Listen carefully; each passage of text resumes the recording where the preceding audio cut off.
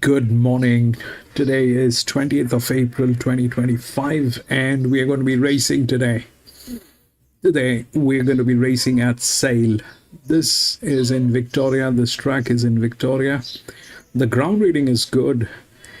I The shape of the track is tricky. It's a triangle shape. I personally do not prefer to race on tracks that are triangle in shape, but this is the option that was left with us today, and this is where we're going to be racing. There are 8 races here, and we'll see what we can do. The last finishing mile from the last bend to the finishing post is about 350 meters, and that's more or less what we have.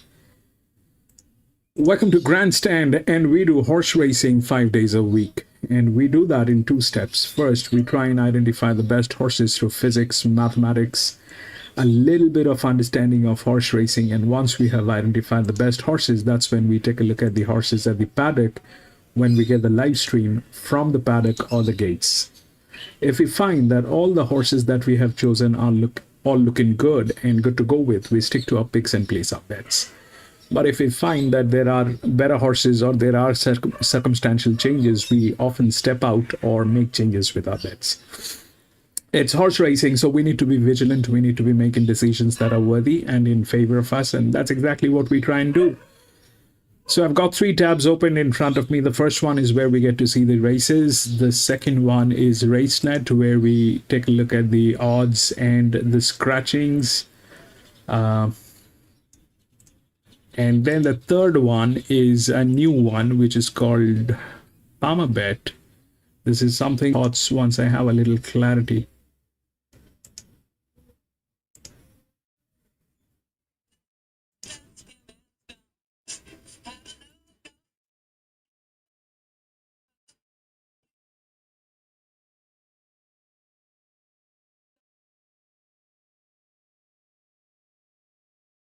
Welcome back to Mudgee. We've had a look at races 1 through to 3. Time to preview the quaddie legs now. And I can tell you that race 4 is a maiden handicap against the quaddie underway over the 1100 metres. And this is probably one of the shortest price favourites on the card, a bar in Paris, trained by Björn Baker. Into $1.35 now, is expected to get the job done. Ghaznavi's on the second line at $6. And then you've got Luna Lint to $7, Rotho Bros at $8, Bundar Bullet at $21, Pay Night at $41 along with Pillager, and Nam is at $71. Speed in the race, well, I'd imagine a bar in Paris will be up on top of the speed. Looks to have a little bit of early toe. Maybe Rotho Bro can push on as well and be up there in the first few. You wouldn't say there was a great deal of speed on paper. I'm going to tip a minor upset here with the 4 Ghaznavi, formerly with Teresa Bader, now in the care of Cameron Crockett. So the 12 starts has been placed on 3 occasions, and I thought it trialled really nicely to Scone on April 9. Was tucked in behind horses and really had nowhere to go, and went to the line largely untested. And the jockey had a good grip on the horse over the concluding stages. So I think Ghaznavi will probably get back a touch, settle down in the second half of the field. Anything he does today, he's sure to improve upon it, but I just thought he might be some sort of chance of knocking off a bar in Paris. He'll be very hard to beat. A 2-year-old filly by Rubik, trained by Björn Baker, was in the market to Newcastle on debut going back to November when beaten around 3 lengths by Gobi Desert. That was over the 900 metres. The 2 trials leading in have been very, very good. 3 Rotho Bro goes in for third, finished third at his only race start going back to November last year. That was at Goulburn, was beaten a length and a half by Tenor. Comes up with the inside gate here, which might offer some assistance. And we'll throw in the 6, which is at Luna Lint. First up for Angus Stewart this afternoon. Did finish 5th to Patriot Star at Ballarat on debut back in August of last year. Might just need the run. So 4, 9, 3 and 6 in race number 4. Race 5 is a benchmark 58 over the 1100 metres. I thought this was one of the toughest races on the program. Chopped and changed here a few times. Iona Benz was the short price favourite in early markets. It's been a little bit easy. It now currently sits at $3.10. Stablemate Oh So Demanding is at $4.80. Pyromania is at $5.50. Rothgate a $7 chance. Parmenio has been well supported now into single figures at $8. Garrity is at $8.50 to Hero at $13, and Baku River rounds out that first page of betting at $17. I thought Rothgate was some sort of a chance in this race today. Went around at Wellington first up in a benchmark 50 and didn't get the race handed to him on a platter, but I thought he ran a terrific race. He'll be up there in the first 3 or 4, you'd imagine, along with Pyromania and Parmenio. So we might take a look at that first up run from Rothgate. Right up on top of the speed, had a big weight this particular afternoon and was able to defeat Dayo's Son. He is a second up winner in the past, and I just think with the claim for Jordan Quince from a nice draw, might be able to make it 2 wins from as many starts this preparation. As far as dangers go, I'll put Iona Benz in for second. Is second up from a spell here today. First up finished last in a field of 6. That was at Hawkesbury behind Tequila Baby. Was beaten around 6 lengths. This filly was sharp enough to win second up last preparation to Orange. We'll put in the 2, which is Pyromania. Let them up last time at Dubbo when finishing second behind Miss Capricorn there in a benchmark 58. Should be able to give some cheek again.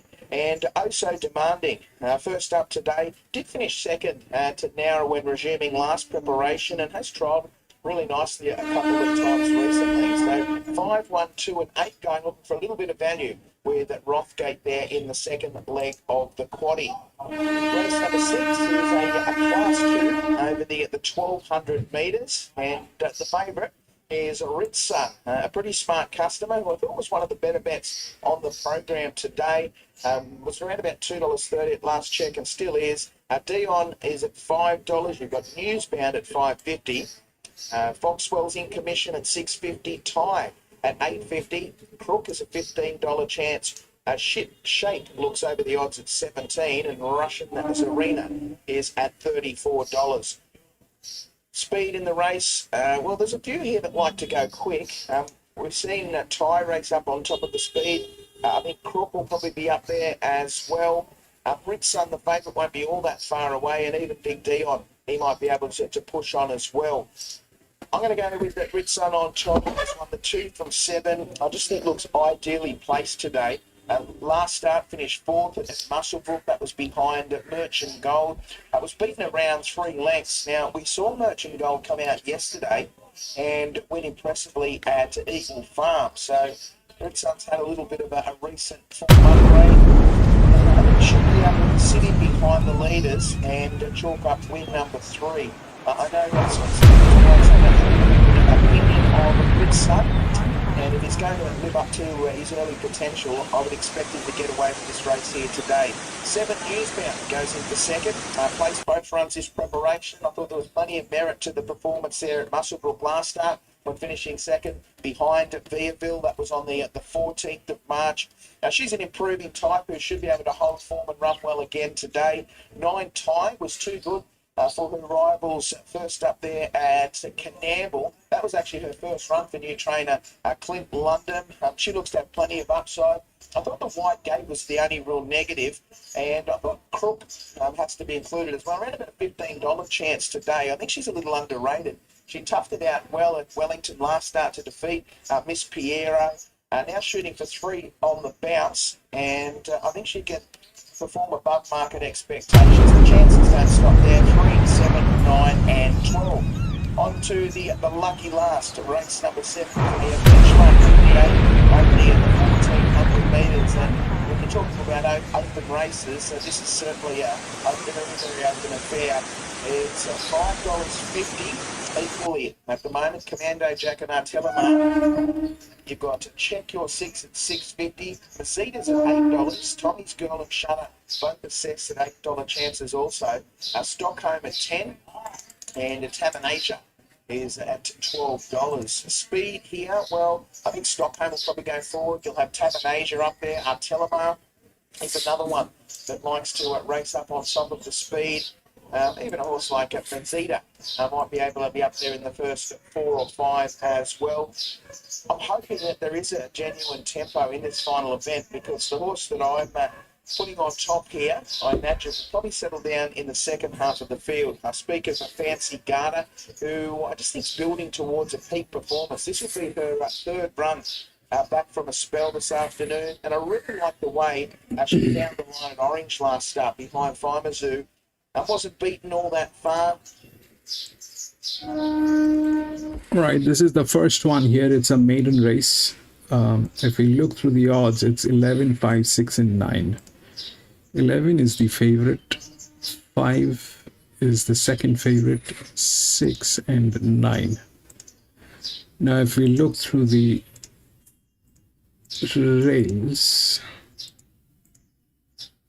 so that we get 11, 5, 6 are all within the rails, and 6 happens to be the larger outer drift, and this one is the neutral. So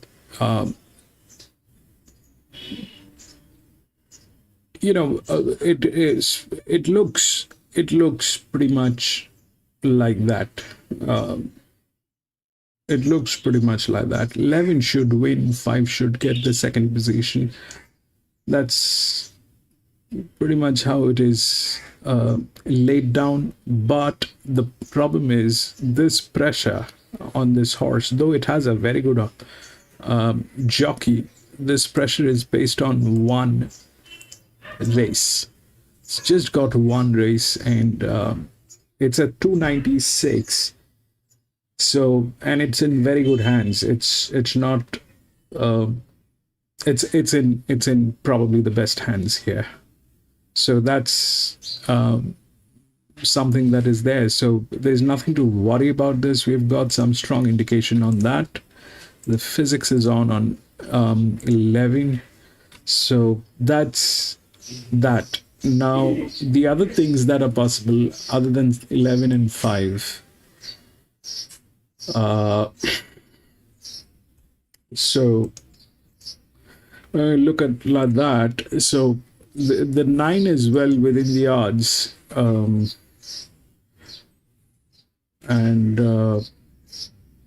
pretty much like that. But the 14 has 2 races. It is quite seasoned.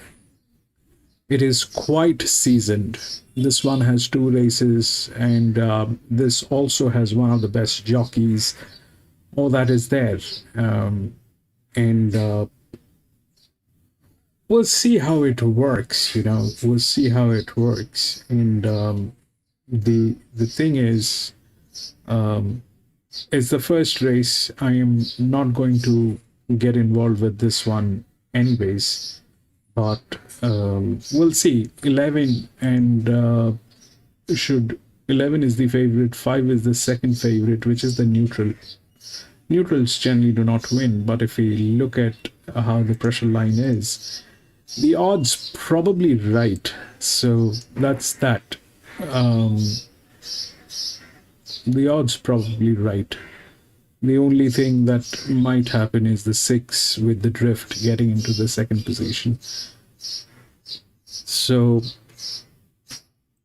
but that 14 stays a check because it's seasoned. It's also in very good hands. This one is the tricky part. The 6 is in one of the worst hands. Then the 10 is also like that. So things that are possible is that 14 getting into this, and 14 also has very strong physics.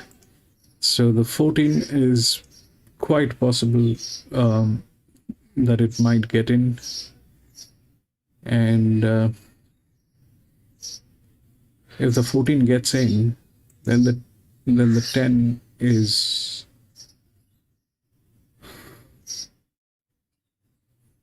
11, 380, 390. Those are tailing gates, and if the jockey is smart, I mean, if the pressure, the final pressure is like this, so 11, 14, then it is 5 and 10, which is here. That's the advantage which is there. So 11 looks good, but the 14 is pretty much there.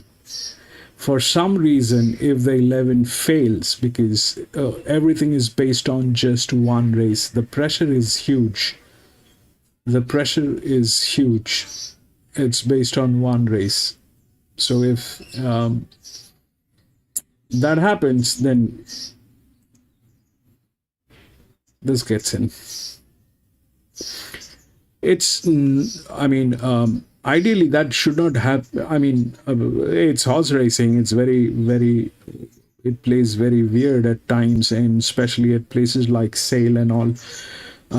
They don't have the right stock that we can actually work with, but taking chances here is either all in or all out. I mean, I was thinking that maybe today is the day we'll try only trifactors.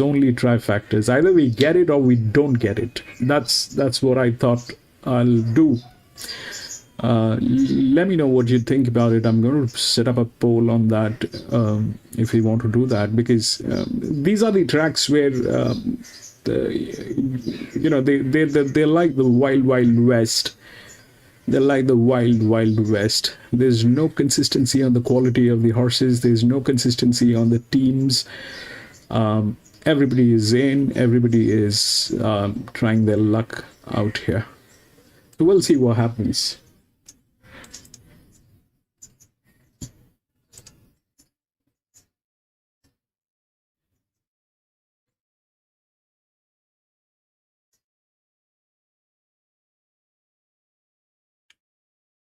This is not us. We will be here. So that's Sunshine Coast.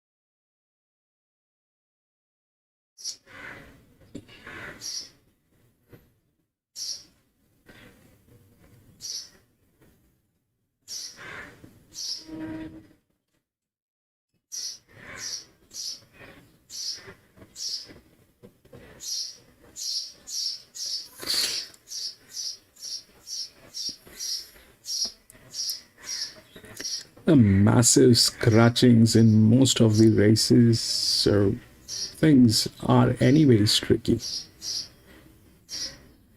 We'll see how it works.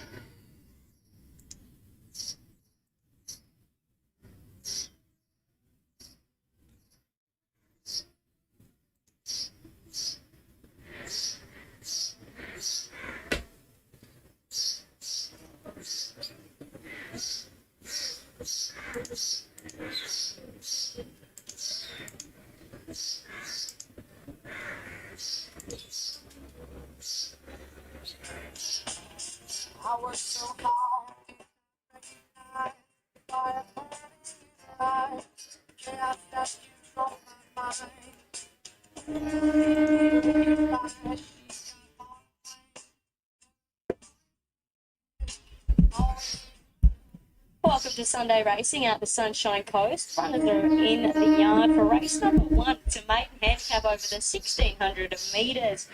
Steins is not in the yard yet, so we're going to have a look at the 2 Casterly Rock. This is your favourite, Damien Thornton for Jack Bruce. Got the perfect barrier, Kian, a former Sydney sider. He's had 3 runs up here. They've all been very close to the mark. In particular, last time out, Ipswich only beat less than a length into 4th. And with the run of the race, he's the horse to beat. Jamie Bayliss has the 3, Ormond Road. He's first up. Jake Bayliss, the blinkers are off for his return. I've had 2 jump outs, but first up from a 48-week break, and I need to see him do something first. Ranger NJ is the 5, Brian Maloney, David Van Dyke, and the blinkers are back on as he wore in the trial. So he trialled up well. You really liked his trial into that first up run. He was $21. He chased home Warren and finished a good runner up. That was over the 1400 on the poly. Now he gets out to a mile off a good draw. He's parading well. I've got to find a spot for him today. Perbolini is the 6. Kyle Wilson-Taylor for Chris Waller. Very well bred filly. She improved when she came to Queensland in that 1700 metre maiden at Ipswich. Just edged out by Shabu Shalar, and I saw Sir David Van Dykes. She's had a month between runs. We're not exactly sure why, but she looks great in the yard. And as all going well, I think she's the horse they've got to beat. Jack Bruce has the 7 Pure Thoughts for his 3-prong attack. Jake Lloyd. Yeah, former Victorian for the Price Kent stable down there. Only one run up he was on the poly track, so it's hard to get a real guide. I know he was beaten a long way, but they can do that on the poly. So don't be surprised if he improves with big odds. Jack Duncan has the 8 Anacardium. Jockey Saul. That'd be Adam Sewell, of course. Be one of your best. He's had the 2 runs back from a spell. His last start was on the poly behind Warner, so we can sort of line that form up. But from what I've seen him on the turf, I think he's long odds. Desert Angels, the 9. Michael Rod for Paul Shaler. Yeah, been back to the trials, given a quiet spin around the Bow Desert. Got out to 2,000 metres, sort of mid-campaign, and now they've freshened her, and there's been good support for her, but me, rough place chance. Compression Hood with the earmuffs is on the 10. Show me the stars. She's relaxing okay. Not the best, okay. Dale Smith, Brendan Jones. You made a good case for in the preview at double figures. I can't argue with it. 2 runs back behind Rival has been a really strong form race. We had 4 winners come through that. And then she came through a City Maiden at Doomben behind Fashion Flash. Wasn't beaten far and was good through the line. So I can see her running a race here at odds as well. Sabella's 11. Luke Tarrant, Adam and Dale Simpson. Beautiful time. Yeah, he's a good time. He can run up to his, single figures, but his form overall, he's a 17-start maiden. He's only been placed 3 times. And Steinsy will come back to the top weight. Taylor Marshall, Jack Bruce. Look at the grade. Yeah, he's a steely grey. Hard to line up. 11 weeks since coming up from Victoria, we haven't seen him at a jump out or a trial. We're guessing with him. Just got to respect the Bruce stable. All right, runners are behind the gates for the first of 8 here at the Sunshine Coast under beautiful blue skies. Now we're on soft 7. Well, I've got soft 6 there on the QOP. We haven't heard of an official upgrade, and then we before the first choice here, but we'll just check that one out. Okay, Castle Rock is your 260 favourite stablemate on its hammer at 480, and then the 6 has been a bit of a drift. That's Perbolini rather on the 3rd line. Yeah, I think you could go wide here if you wanted to. I've gone 6, 5, 2 and 9. I'm with Perbolini, the horse on the drift, but she paraded well. She's had a month between runs. Good luck last time we saw her at Ipswich, just edged out by Shabu Shalar. And I just like backing Kyle on this track with the rail out. He's favourite for the Jockey Challenge for a reason. I think he rides the track better than anyone. And on a day where there's not much between a lot of them, that could be the difference. Number 5, Ranger NJ, paraded really well, gets those blinkers back on today. Could certainly run a race on the back of that poly track run. First up for David Van Dyke. Number 2, Castle Rock, the favourite, has been rock solid in betting. Just drawn here, all the favourites from a soft draw is certainly knocking on the door this preparation. And number 9, Desert Angel, paraded great for Paul Shaler. Had to get into the top 4. The horse I'll make mention of, though, Jan, is the 7 Pure Thoughts. This horse has had 1 run for Jack Bruce on the poly track, got beaten out of sight. Son of So You Think, and he's been really well backed at big odds. And generally, when the money comes for these Bruce-trained horses, it's not far off the mark. So probably the best roughie would be the 7 Pure Thoughts. Okay, I've gone a little rogue. I'm going to show me the stars. Now, she was $18, and for a horse that looked completely outsped over the 13.50 last start at its top at Doomben, behind Fashion Flash, which is really speed dominated, I still like the ground she was pulling in. Now, if you can have a look at her, she's at home. She's got very warm. She's wearing a compression hood with the earmuffs for the first time. For those watching at home and who have not heard of a compression hood, they're quite new. The trotters use them a lot in the barrel races. They work on pressure points on the head. That's the theory. Not sure how well they work. She's still getting quite worked up because she needs to give herself every conceivable to see out a strong mile. You can see her physically. She doesn't look like a miler. She looks more like a 1,000-metre horse. But her runs have been okay. They've been in tougher. And if she does happen to see out of a mile, I think she can run a cheeky race. I thought the danger was the 2 Castle Rock for good reason. The forms, the parade's good. I actually put the 9 in Desert Angel for 3rd after not being in my numbers at all. She's just got to be on sharp enough legs to come back to the mile, but it was probably the pick of them out of the yard.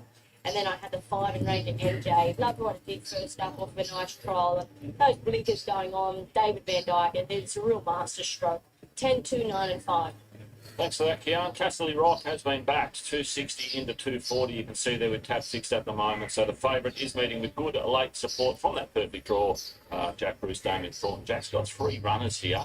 They've all been solid. Castle Rock's been backed. Steins, he's hardly budged as the second favourite. And as I said, they've come for pure thoughts, 26 into 15. So all of Jack's horses have been back here in the opener. As a result, the rest of them are all fairly easy. Show Me the Stars solid, number 10. Pride of Sababella hasn't moved from the $21 quote. The Desert Angels easy to 9. 6 Pebblini's very easy. And even 5 Ranger NJ hasn't moved much at all from $8. So all the money focusing around Jack Bruce's 3 runners here in the opening event. As Kian said, looks as though this track's been upgraded from a soft 7 to a soft 6 leading into the first under very fine skies. It's quite warm here today as well. Massive day on track, of course. All the kids out here for Easter Sunday. Plenty to do on track. If you're close by, you better duck down. The Easter Bunny's here. You going to go on the pony rides? They've got jumping castles. I don't think there'd be a pony strong enough to hold Tall me. enough. My feet will probably drag along the ground. But maybe just around Something Oh, out you? for you. I might jump on one just so you get a good laugh. You've already got the crowd laughing. Yeah, great start to the day. But maybe the jumping castle, I might have a go in there, bounce a few kids out, you know. I reckon if I did a bomb, you'd Go double bounce. a few 6-year-olds would go flying out for sure if I landed at the right spot. We might get you escorted out by security by the end of the day. And for the adults, of course, there is just a lot of bars around too. So if you're not keen to jump castles or ride ponies, I'm sure you can find a drink on Easter Sunday. All right, loading up well, Josh Lennon calling the action today. Let's head up for the first. We're seeing some drying conditions during the week. Pride of Sababella lining in for Luke Terrence. And the red light turned on, first race of the day. Racing. They've jumped as one, going forward is the favourite. Casterly Rock is in front. Booting through is Ormond Road. Handy also with Anacardium trapped out. Likewise Handy there also Ranger NJ. Who's up running about third or fourth, and Handy also Pure Thoughts over on the outside. A length and a half to Pam Bellini, Pride of Sababella, Show Me the Stars, Desert Angel, and Steinsy is a length and a half away. So working here, Anacardium narrowly. The inside second, Casterly Rock, and still going forward, Pure Thoughts the outside. Further back to Ranger NJ, Ormond Road on the rail. 1 to Pam Bellini, 1.5 to Pride of Sababella. A net further back to Show Me the Stars, and 2.5 to Desert Angel. Last of all, Stein to the inside. It must spot the speed about 9 or 10. So Anacardium down the side in front by 2 lengths now. Second, Pure Thoughts. And the favourite third, Casterly Rock. Fourth, the outside, Ranger NJ.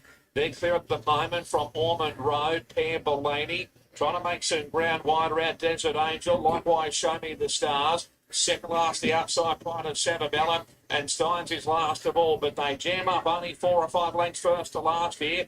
Quickly looping up Casterly Rock, the favourite front of the lead now. The inside, Anacardium. Coming down the outside, Show Me the Stars. Pam Bellini as well. Weaving through Ranger NJ. Further back to Ormond Road. In front is Casterly Rock. Looping up with Ranger NJ. At the 100, Casterly Rock. Ranger NJ. Ranger NJ poking the nose in front, and Ranger NJ is won by an neck to Casterly Rock. 3 lengths away, a photo third, Pam Bellini, or good late with Steinsy, followed further back by Ormond Road, Show Me the Stars, Pride of Sababella, Pure Thoughts, Anacardium. Desert Angel was the last one to greet the judge. Ranger NJ for Ryan Maloney under Dave. Under Ryan Maloney for David Van Dyke, 930, 280. Casterly Rock in for second, and he is the only horse you wanted to be on coming into the turn. He's travelled beautifully. Ryan just cuddled him, preserved him, and he's had that good last track. It was a good return run on the poly, and then the blinkers went on for that assault. It's been a good training performance. He's quite a beautiful walk.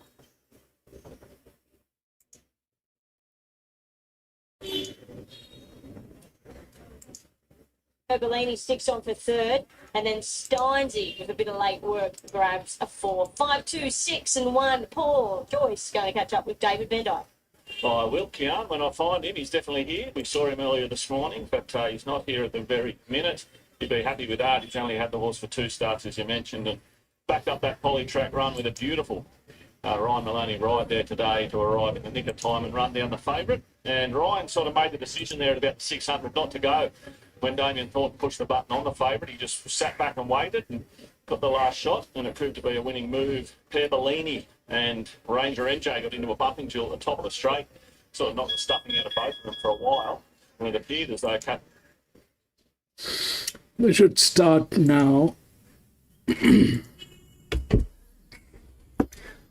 All right, so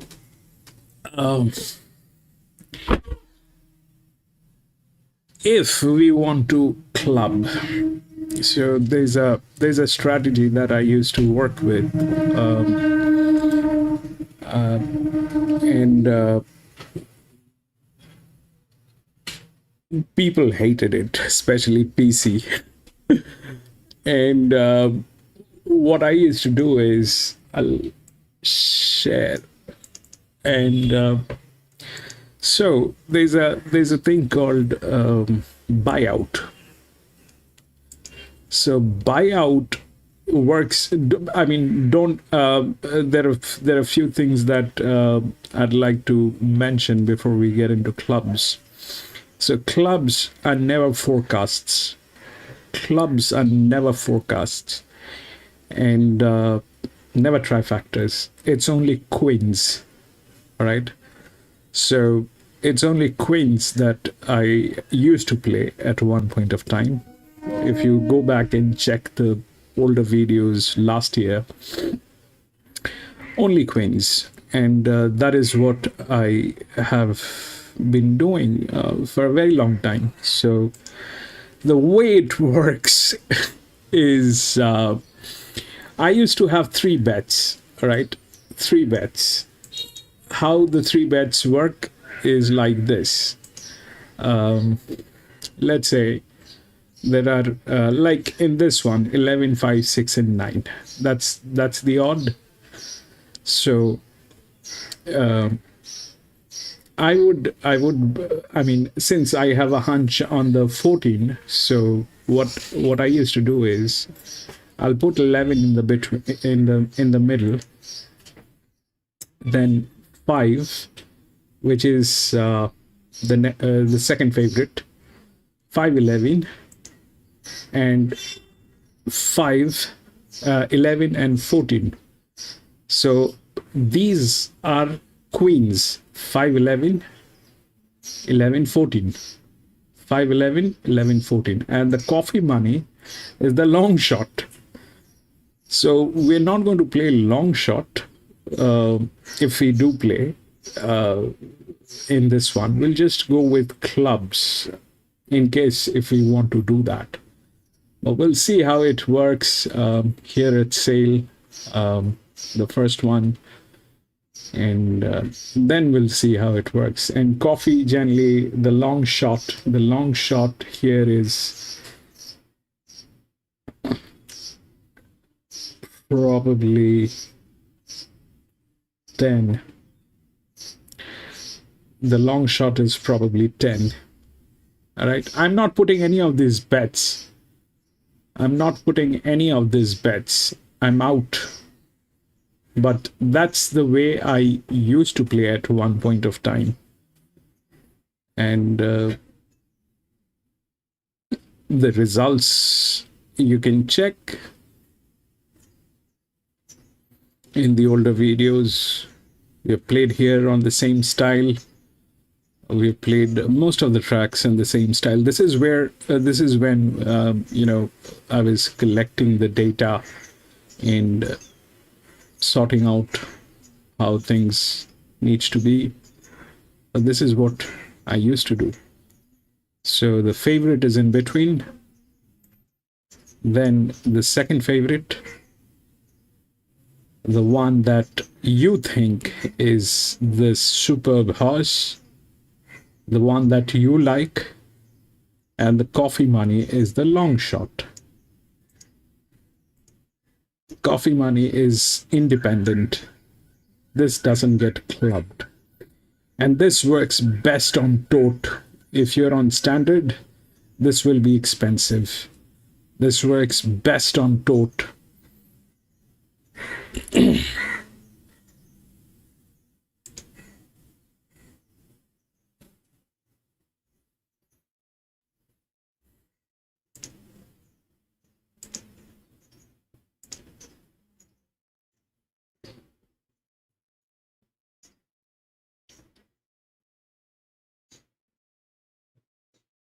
Moving in, Usvara the first one along with Medaya.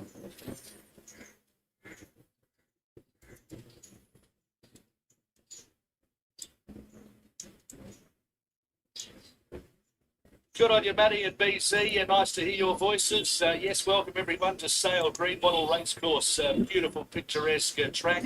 We've got overcast conditions at the moment. The forecast for around about 25, 26 degrees and possible rain later. But the track looks an absolute picture.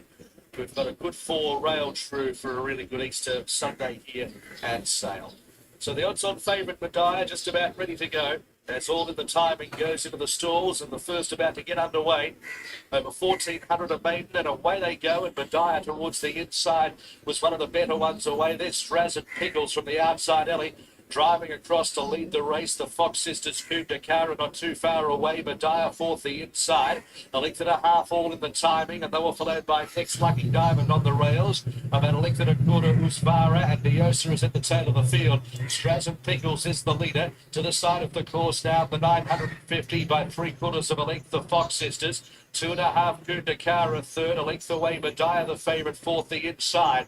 They were followed by all in the timing, a length and a quarter Lucky Diamond, 2 lengths Usvara, and at the end Diosa at the 700 metres. Straz and Pickles 3/4 of a length, the Fox Sisters. There's still a good 3 lengths Kundakara, followed by Medaya as they reach the 500. All in the timing, the debutantes about 5 off the lead, and back behind them Lucky Diamond, Usvara under heavy pressure, and Diosa. The Fox Sisters testing the leader now around the corner of the 400 metres, and the Fox Sisters went to the front from Straz and Pickles. Then Kundakara. Medaya is starting to dive for a run over towards the inside. That's coming through now, the odds-on favourite. As they reach the 200, Medaya goes through to claim Kundakara, and they race clear. Diosa late, but Medaya hands and heels. 100 metres to go. Is coming away after that excellent run last time. Going to trot in, and they found it. Medaya 2.5 Kundakara. Diosa the timing 4. Then the Fox Sisters. So if you look at the results, 11 wins, 5 comes next. Then I guess it is 10, which was the coffee money. 11, 5. The banker's choice. 11, 5. Just had to get that run at the top of the straight, and That is probably 10. get that easily. It's come away from Kundakara. 11, 5, 10, I think. Settling back up the third ahead of all the time. But he was on the ball for Medaya after chasing, still moved there and packed him up. Enormous run, still moved, ran well during the week on the Caulfield heats. So it was all pointing for Medaya, and in the end, you've got $1.60 VOP, but on the tote you've got $1.80 and $1.04. 11 over 5. This gets a little expensive if you're on standard. If you're on any of the standard, which is not a tote, if you're on Bet365 or you're on Tab or you're on any other standard websites that are providing, that is a betting platform other than a tote, this gets expensive. I've tried that on standard as well, but standard is not advisable. It has to be on tote. This has to be on tote.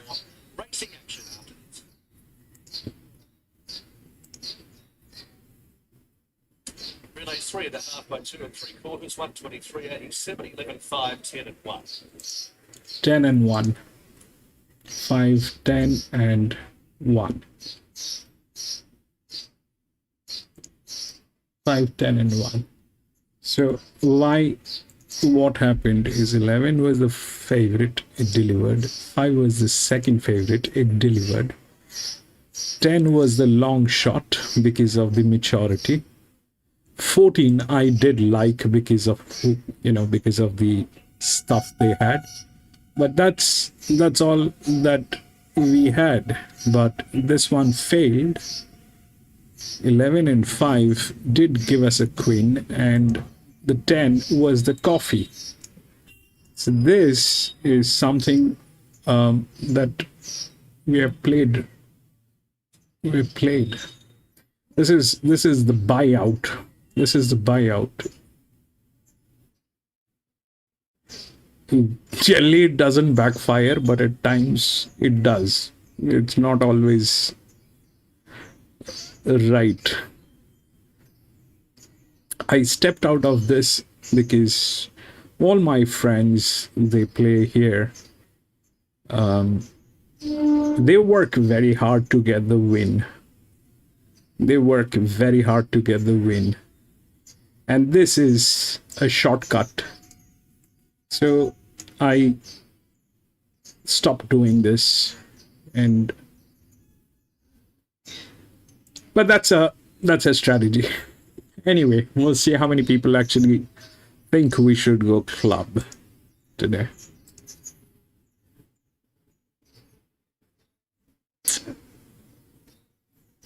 Okay, 75% says yes, we should go club. All right, we'll go club today. Let's see what we have.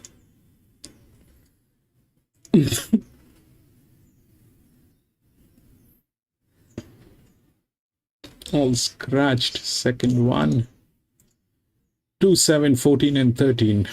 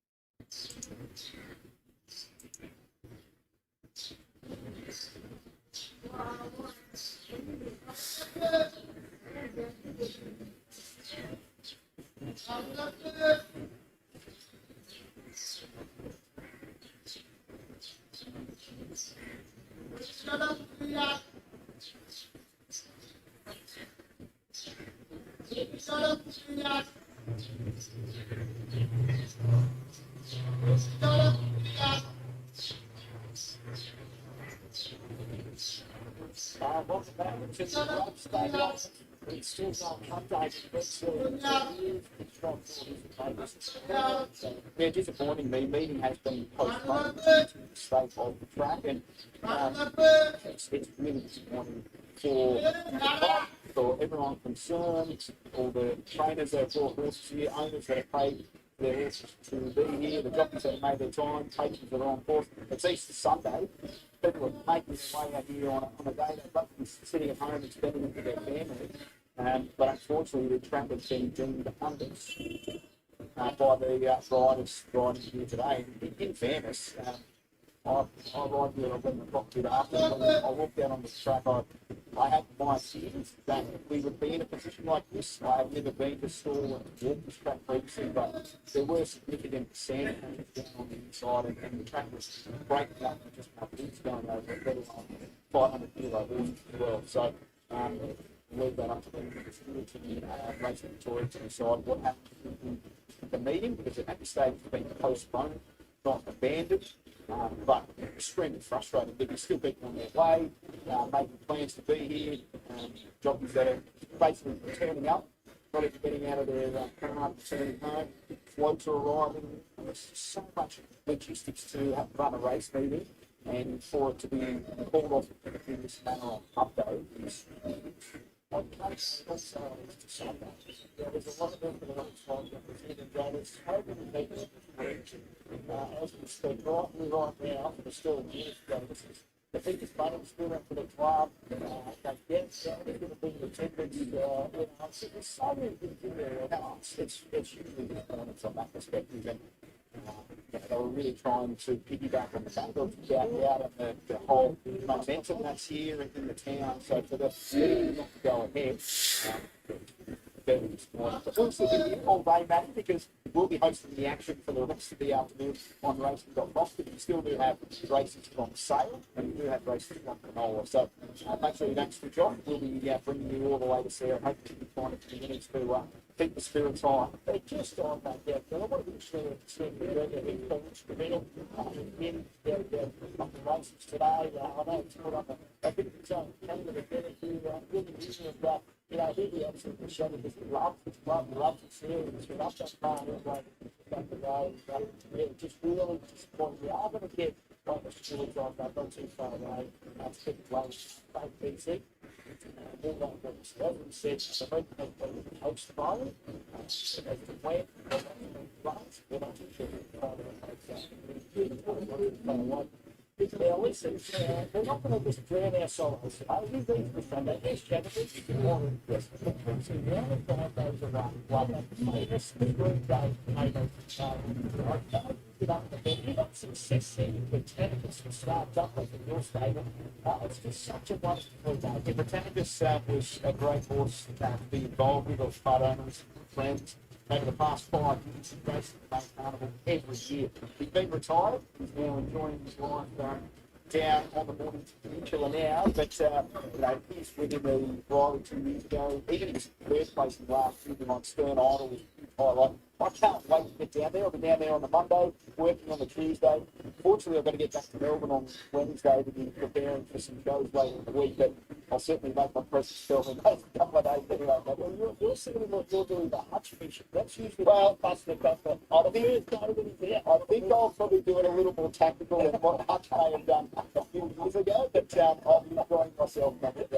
You're a starter there to Hutch. I reckon it's fantastic. Listen, this is the highlight package of last year, of course. It's just a wonderful 3 days of race. Sit back and enjoy. As I said, we're 9 days away from May.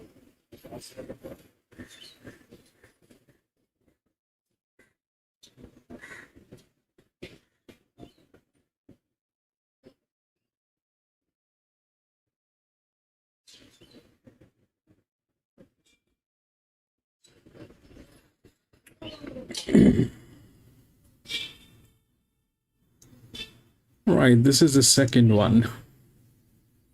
If you look through the odds, it's 2, 7, 14, and 13, right? If we look through the rails, we get the 2, 7, then there's a 15, 14, and 13 is here. Now, the 2 is a favorite, it's a neutral, and they are like that, 2 and 7. They're like that. This is 60% drift out on that team. This is 43%.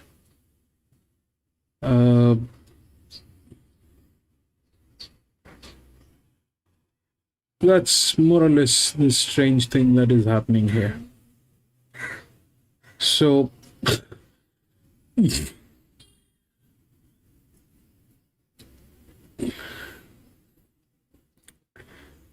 if we look through this, then that's 14, 3, nothing, then it is 14. So 14 is in good hands. 14 is with some physics, not the best of the lot, but yes, that 14 is good. But it has 4 races, it did nothing in last 4 races. So generally a 1400 meter on a good ground, how it plays is 2 of the BBs will always get through in the top 4, top 3. So the 14 is good, but it has not done anything in the last 4 races. The 15 is also a BB which has done nothing in the last 4 races.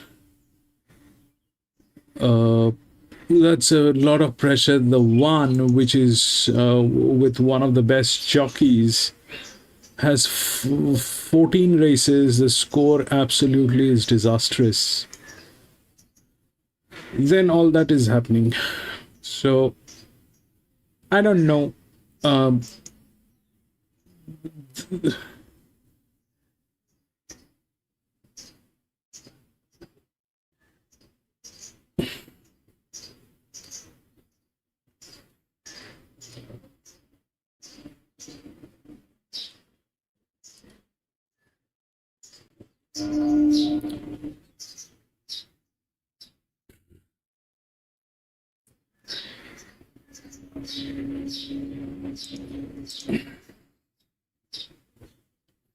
This is a neutral, so it's the favorite.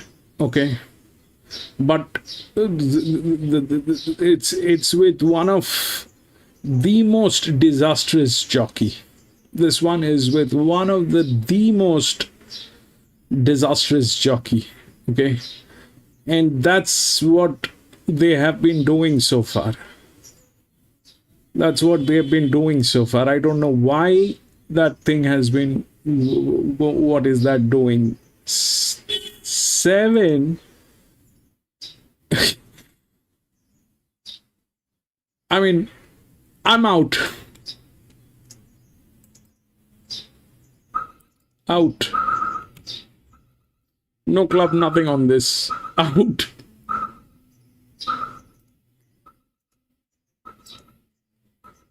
The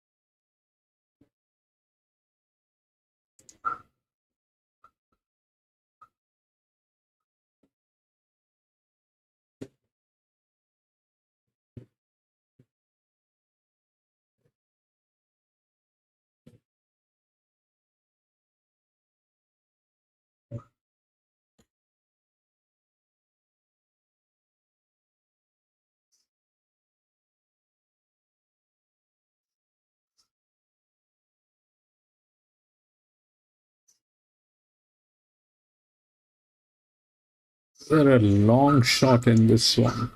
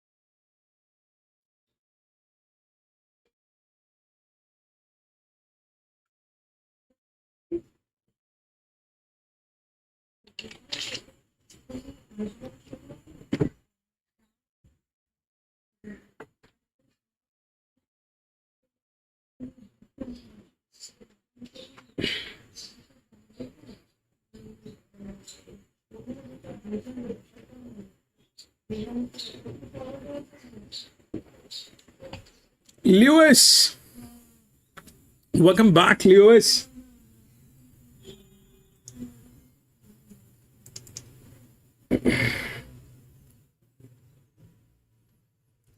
Sunshine Coast.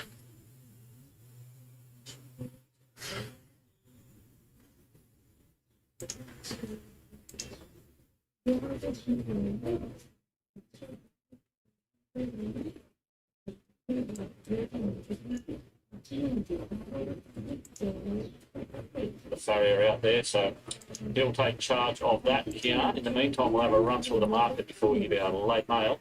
Be friendly, just a touch easy, 5 out to 6. The favourite, the Terminator, has trimmed it marginally, 260 to 290. Intruder was the horse they backed a moment. Markets went up, has trimmed up again today, 360 to 340. Dashing Hope, $13. Shamudi was the one they backed early, 6 into 480, but it's turned back around now to 6. Sublime's been easy, 18 to 26. Princess Moneybags, 12 to 13. And the two roughies, Missile Away and Rubos. No love for them down the bottom. So the Terminator holding on to favouritism, but Intruder certainly best back to topple the fave. And that's the way I'm playing at 5, 7, 10 and 1.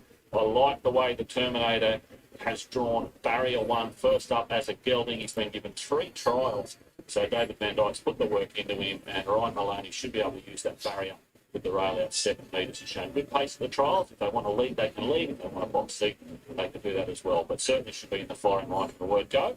And there's good market support coming for him very late. 7 Intruder's an interesting one because he's had 17 starts. He's only been placed twice. If they couldn't get enough on him early, a couple of gear changes today. He's only had a few runs for the months yard. Was trained down in Sydney for most of his career. Number 10, Shamudi. Kian's top pick. I'll let her talk about Shamudi. And the 1B Friendly. Good to see him back at the races. A lovely, big, strong horse. He'll definitely improve off this run. But 1,200 metres first up makes a bit of sense. 5, 7, 10 and 1. Yeah, Shmooty needs to jump. She walked out of the machines She would have been nearing on not passing that barrier trial, actually. She was that slow away, but here she is today, and she goes really strongly. That was on a soft 5 surface. That was ahead of the Terminator. And her best work to the eye was clearly better, but she's not straightforward. She's not push button or bomb proof by any means. So she's paraded beautifully, probably a little bit on the bigger side. But this is a return run for her. So we'll see what she does late, if she gets a little bit of pressure on. Thought the one was a danger and be friendly. What's the market doing there? It's just negotiating that barrier. But look, he's ended up in 9 from what was his allotted 16. So that's not too bad. He's a big, strong son of Epaulet. You can use him a bit to roll across too. He's got great tactical speed. His trial was probably better than a touch of Fates. He was a last star winner here. And he had 3 very sound runs last preparation, got very close.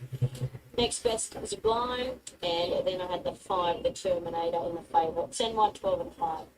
All right, now, since we've been giving those tips, the Terminator's trimmed up again, back into that 260 open quote, and the Intruder is also rock solid at a 360.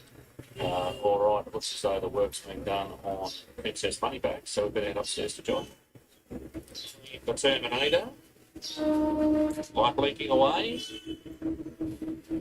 All set at the 1200, racing, and the Terminator away well. He's jumped in front from Be Friendly going forward. Intruder, Handy, likewise Shabuki, Princess Moneybags. A length and a half of Zoo, Blind, Brew, Boss, and further back the Dashing Hope. And Missile away is about 1 length away. The Terminator's in front. Second, Be Friendly, working forward. Intruder out 3 wide. Princess Moneybags up to 4th and Shabuti back to 5th. A length and a half, Rude Boss, and further back to Zoo, Blind, Dashing Hope. Missile away is a long last. They swing down the side, so the Terminator narrowly. Second, Be Friendly at the 550. A length and a half away, third, Princess Moneybags. Intruder the outside. Dashing Hope is making ground out 4 and 5 wide, and also Shabuti. The Terminator went by the 450 in front. Working home is Shabuki. Dashing Hope down the outside. Intruder coming through. The Terminator's the first one beaten. Out wide, we've got Shabuki looming up. Dashing Hope, Intruder. Late the inside, Princess Moneybags. Out wide, Dashing Hope just in front up the 100-metre marker. Driving through is Intruder. Intruder, Dashing Hope, and still there as well. It's Shabuki. 9. Dashing Hope. I think might have just won in a photo. At the stalls, rest of the sale. This is sale.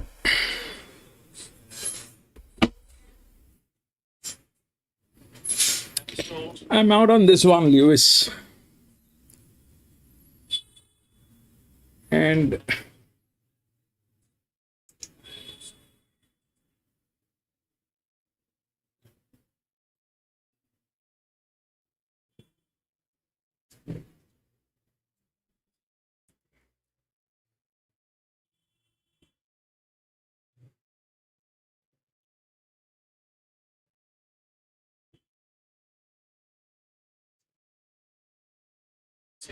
Stalls, and also Fox Fox and General Way, so Fox at the stalls, and you go 1400 metres, but this is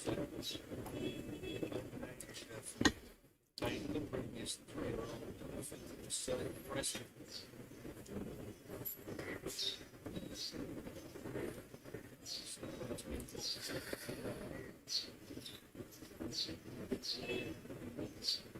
Stalls that get assists.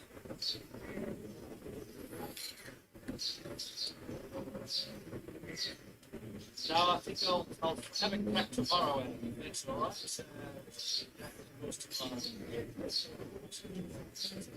First things first, I think that's the best at sale.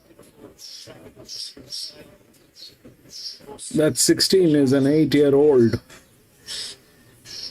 Has 14 races, not done anything in its entire life. The 7 is under blanket, I think.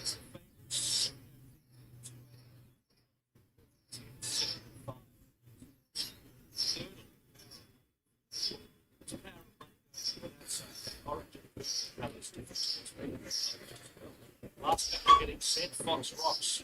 It's going here and to click the line. It's Silent Fox. Fox Rocks going up. Silent Fox. The last of the 12 here.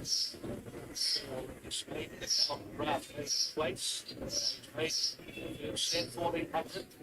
Ready to go. Sit down and away, power of money towards the outside, picks them out, but also big green. It starts to rain here at Sale. Coming across the face of the field, power of money is going to lead from Silent Fox and then Sydney Success. And next in the field is Sonechka, who got the fourth one off the rails. I think in a half big prima. They were followed by Perfect Success, and back in the field is Cutbull Street, the favorite off the back section. It came neck high. Well, back in the field, Fox Rocks, and they were followed further back by Timber Wavy, who at this stage has one behind that's the tail of the field is a red, white, blue, the Cuban side now, and the front runner at the 800 metres, Silent Fox, led by 3/4 of a length. Power of Money was second, 2 lengths Sonechka. Set to success is singled out early at the 600 metres from Big Dreamer, and they were followed by Perfect 10. Cutmore Street's about to push the button and get going. It's 6 off the front. Well back in the field, Fox Rocks, neck high, using Cooler and Chipper Wavy. So as they dial it up before the corner, Power of Money moves up on the outside to Mistake a Claim and go to the front from Silent Fox, and then came Sonechka into the clear. Power of Money, 200 metres to go. Then 2 lengths Sonechka, who's trying hard. Cutmore Street the outside from Big Dreamer. Power of Money starting to paddle, and Cutmore Street's laying in, but it's coming. Power of Money joined by Cutmore Street's going to get in. It's going to break through. Cutmore Street won it. Flashing home Perfect 10's in a photo. 2:13.7, I think. Charge and Big Dreamer. The gap neck high Chipper Wavy. Well, the back of the field, Silent Fox in company with Fox Rocks and gap set for success and Duty called at the end. Wall Street, Mr. Business, for trainer Angela Beds, Kobe Jennings. Come out of the pack and come with a good charge at the end of 1400 metres. It's on one rein. And he's had to try and straighten the Cutmore Street, encourage him through the line. It's one wheel from Flashing Home, Perfect 10. In second place, down Stackhouse with a new 2:13.7 and 14.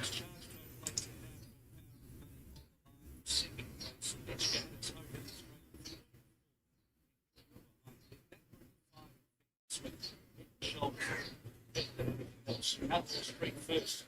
Number 2.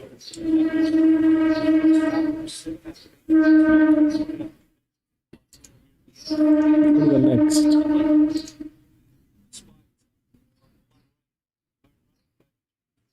2, 3, 6, 11, and 14. Scratched.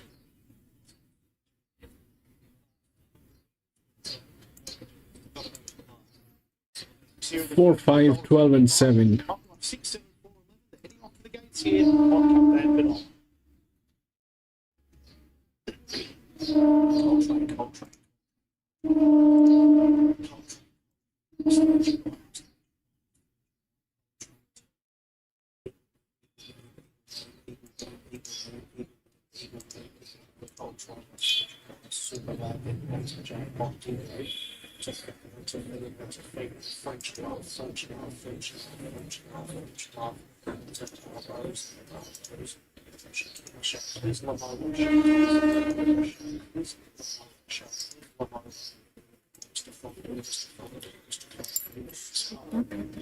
Coltrane.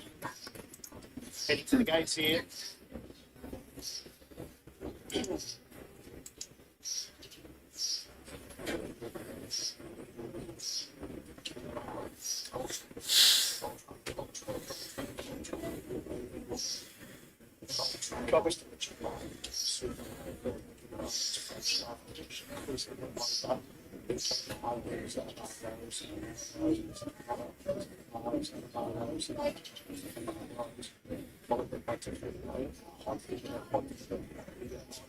Horses are in the yard for another race one. The Kid's Cup day off, and the first horse we're going to have a look at is Coltrane, who previously trained by Michael O'Leary and now with Vanessa Hutchinson Yard.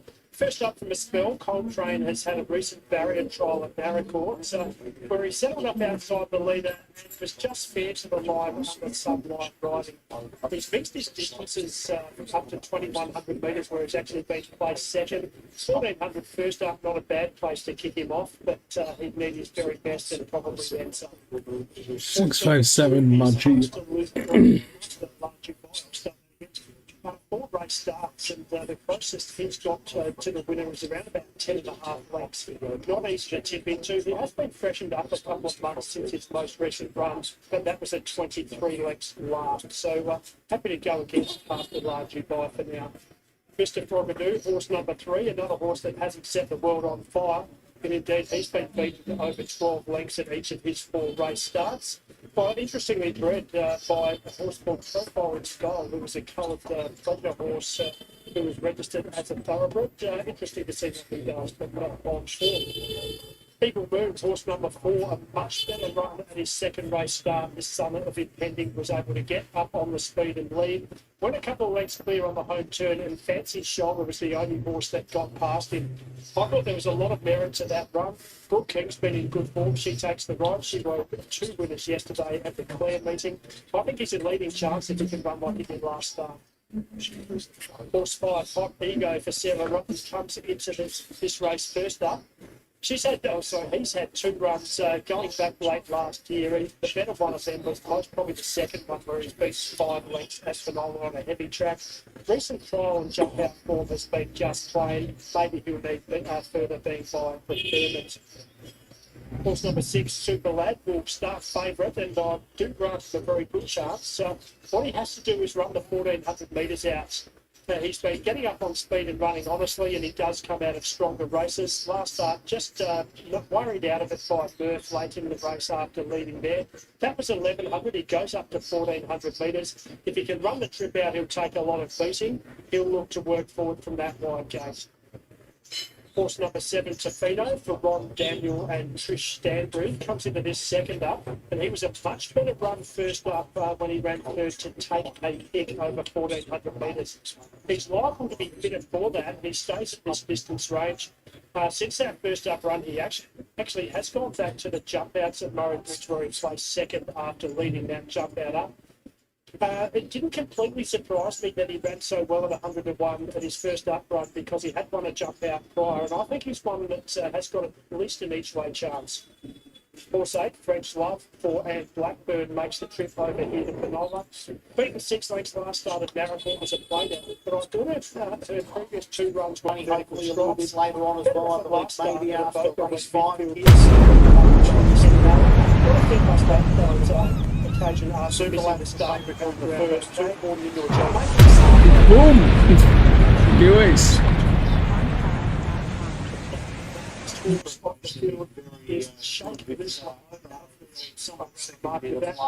Three-year-old filly should long rain the just beaten a fair way last start for Poynton, and equal to that 5 lengths for the 7 of the Australian major long. My numbers here, I was going for the second pick to be the favourite, Eagle Moon, and the late market swing has been in favour of Eagle Moon and Super Lad always in.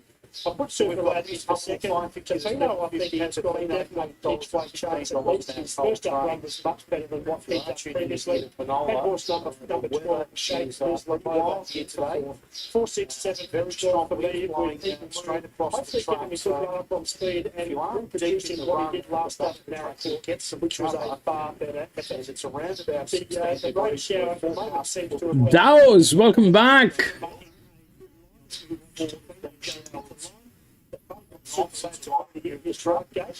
Our caller today is Mark Matson, here for the Cup meeting. He's been logistic this weekend going today, previously at doing that meeting yesterday. Looking at the vision back there, making really successful for the club. Large crowd, around about 4,000 people at the line, so fantastic. Super long was clear racing class. 240, Mark Matson, back down to 220. That's because there's good lane money here for Eagle Moon. $4.80 into 360 for Eagle Moon. Speed has the favourite, Super Lad, and John McMillan with Eagle Moon. Up comes Mr. Froggadoo. Probably hear the wind. It's just rattling the broadcast box here. Nothing I can do about that, but it's very, very windy. As Xanabar Rose comes in, we're set to go. First of 8 here today on Cup Day at Penola. Locked and loaded. Eagle Moon just took a lunch, now settles back down. Barrier staff just climbing in with Eagle Moon, I think it is. They're nice and still, off and racing. And Tofino had good early toe down low with French Love. They were the first two into stride. Then came Shaklisla Makova, who ran up to third. That's a tongue twister, isn't it? Superlad goes forward, then Xanabar Rose, Hot Ego. Tofino now out of the speed. I've got a big check there, Tofino. Eagle Moon gets outside. Hustle Dubai very deep. Then came Miss Hubble. On the outside of it there was Peyton Jane. Xanabar Rose and Mr. Frogadoo whips them in. So Superlad did cross from the wide gate, took it up by about a half a length to Hustle Dubai. They're spearing along out by two to Shakliz Malova. Then came underneath it was French Love. On the outside there was Cold Train, who's covered up. Next one, Hot Ego Tofino. Eagle Moon's deep, but might have some cover. Then Peyton Jane, Miss Hubble. Further back in the run then was Cold Train. So it's in fact Xanabar Rose, who's around midfield. And last of all was Mr. Frogadoo. Superlad, though, working up towards the corner now. 425 left to run. Put about 2 up on Shaklis Malova. Then came behind them French Love, Hustle and Dubai. The next one, Tofino. They straighten up. 250 left to run. Superlad going like a good thing at the moment. The shorty out by 2 or 3 to Shaklis Malova. It's in front here. Superlad well clear. It's going to drop in. Drifting favourite in the betting late, but it shouldn't have been. Look at it go. Superlad makes a mess of them. Wins by about 6 lengths to Shaklis Malova, who I'm not sure I got right the whole way day-wise. Then French Love missed. All right, this is the third one. If we look at the odds, it's 4, 5, 12, and 7. That's 4. It's got 0 races, and it is the favorite on an 1100 meter. We don't even know whether that'll run or not. That's... Well, it's with one of the best jockeys, which is there. But the problem is that jockey is not having the greatest time of its life, because the 5 is better in terms of how the challenge has been assigned. So that is what we have on 5. Okay, that looks like that's that part of the story. They're also like that. 12 is in a good hand. 12 is in a good hand, and it's a neutral. 12 probably is in the best hands, actually. So that's that. The 4 has never been into a racetrack. Today is the first day, debut, and it is the favorite. Is it in a good hand? Moderately. I hope they know what they're doing. So that's that. 7 is the 4-year-old mare. That's like that. So the rest, everybody is suffering majorly. 32, 35, 53. All that is happening. There's a 9-year-old mare also with the largest drift. That's gate number 3. This is gate number 2. That's a 9-year-old mare. It has the physics. So let's not get there. But it is there. This thing, I mean, it's there. So out of all this that is happening, out of all this that is happening, 5 has 6 races. It's not great looking. 12 has 2 races. It's okay. It's okay. It's in one of the best hands. It's a neutral. 4 is the favorite, which has no race. And they're kind of tailing each other. So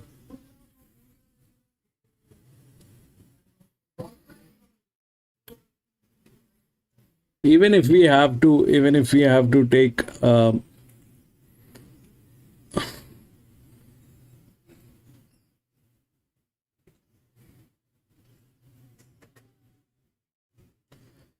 so out of all this circus, this one is a complete green line.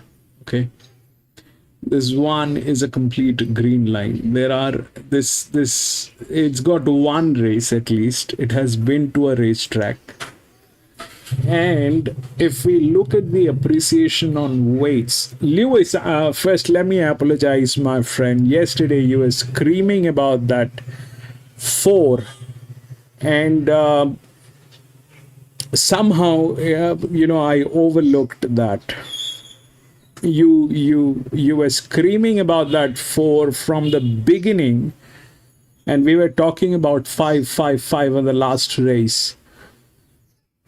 And the 4, you basically had it, and somehow I overlooked. I sincerely apologize, my friend.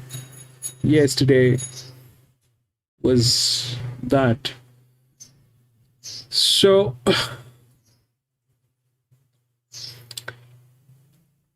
if we look at the weight appreciation, these are the 2 horses where there are certain amount of weight. And that has been done for a reason. It is not because of no reason. Which essentially means that these are heavier horses. It's a 1100 meter. You need momentum. So the 1 and the 15. The 1 and the 15. If we look at the 15, has 8 races, has done nothing in its entire life. The 1 has 1 race, has done nothing in the last 1. So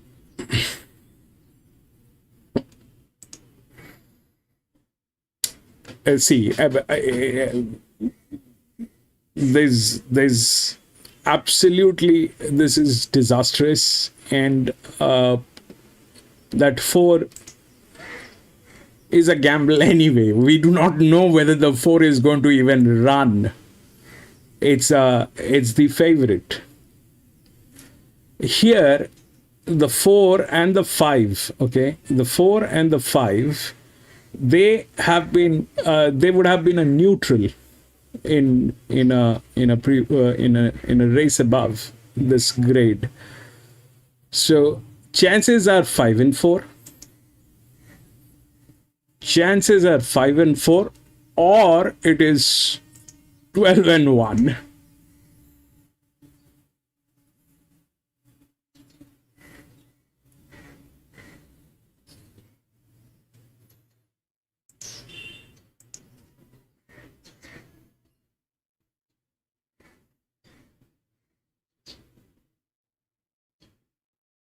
Five and 4 are there. 5 is good. 5 is not bad. It also has maturity on this distance. So chances are 5 and 4.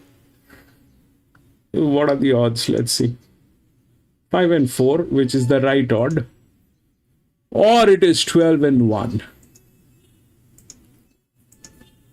So 5 and 4 is there, and 12 and 1 is not there. We'll take a look at the horses at the paddock and we'll see.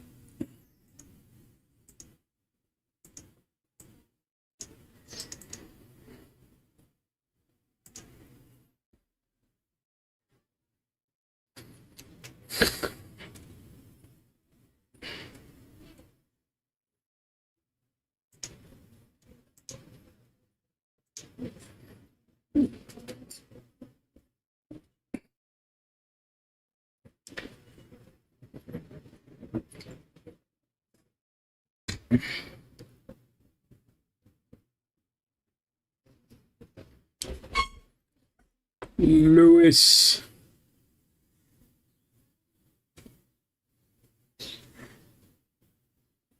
Lewis, do you get those Brazilian barbecues in Venezuela, or you have your own? Do you get those Brazilian barbecue outlets where they serve the pineapple, barbecued pineapple?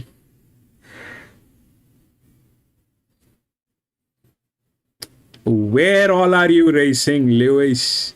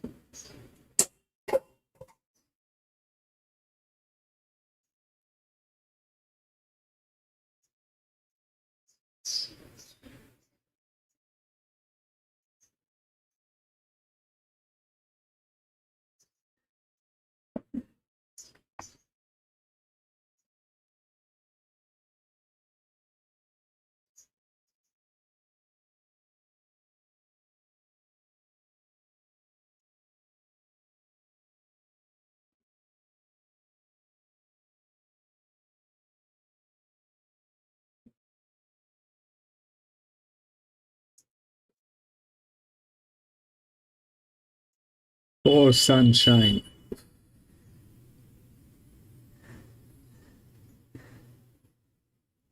Where is this? This is Sale.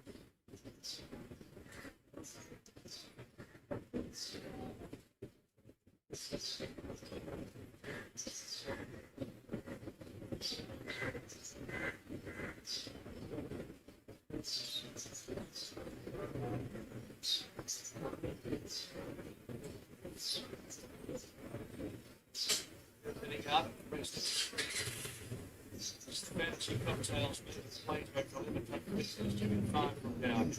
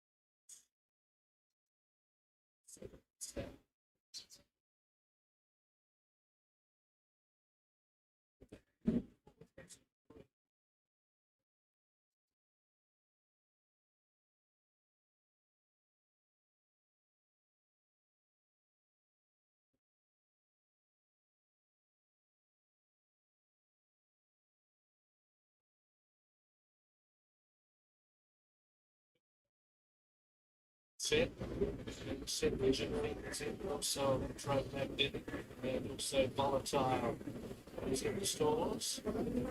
Set. Everything is getting set for what's interesting. This fancy cocktails. Volatiles are the ones on $1.95 on track now. Of course, when it was placed in gold, 50 price, so that can fall like that standard thing. But not 95 electromagnetic. 205 out to 320, so it's got drifts. There's a little bit of support for dive in the rough. Interesting beta, getting set well. Just get a bail out to low. Actually, we'll just go see. Another one to go up rivals here. So we're just going to make market returns the money up rivals. Once the others like this go back to 5 plays. And what the total electromagnetics, the 260 36 volatile. Difference makes $1.95 volatile. The game electromagnetic at 350. This go made taking 1 or 2 joining selling with. This go made coming up with the line. Here, this moment. Shed. Ready to go and racing the volatile towards the inside, just away wheel.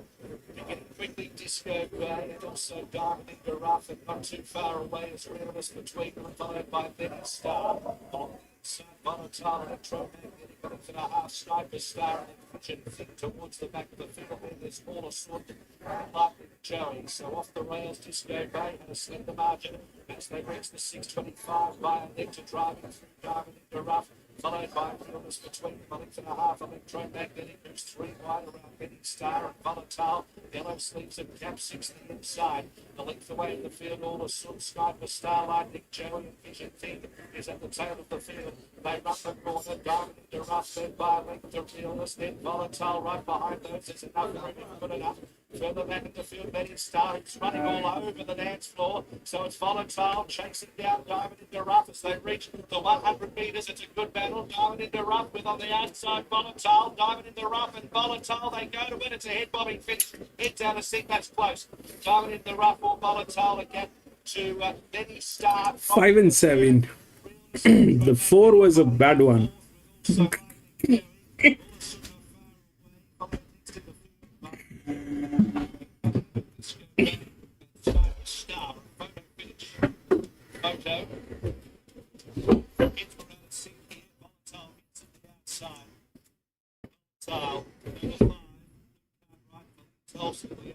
Five, 7. Did we get the 1? 5, 7.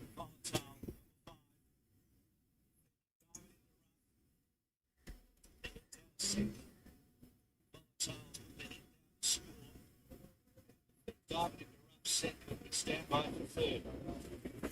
Volatile, building by Snitzel out of Artemis Rose. Well, running a Ken Russell at Group 3 race. Switch states after running independently to town.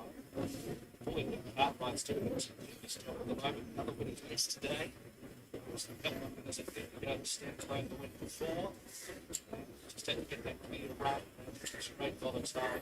The volume is so low, can't even hear what they're saying.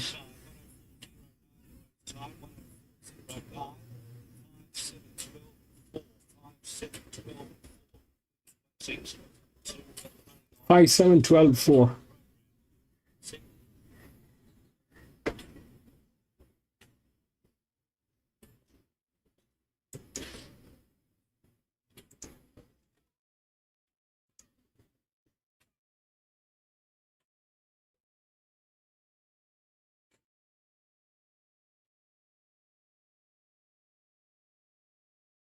Yeah, thank you, Simon. We've had some heavy rain between the first race and this race, so we're still on a good four, but would surprise me if we get a downgrade after this. 4 Carashank Club is the favourite, 165. 12, 17, 16, 4. 12 with the Willow, 750 to 480 well back.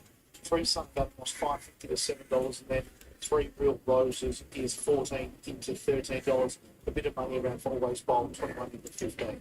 Favourite is the 4 Carashank Chloe. My numbers here, I'm with the favourite, 4, 3, 12 and 6.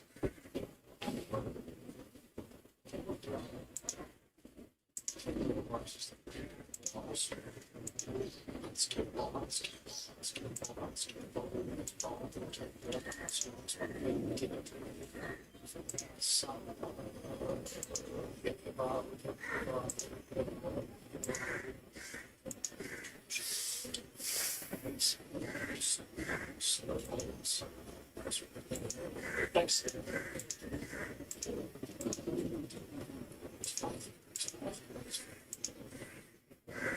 Heading on to the games here, race 2.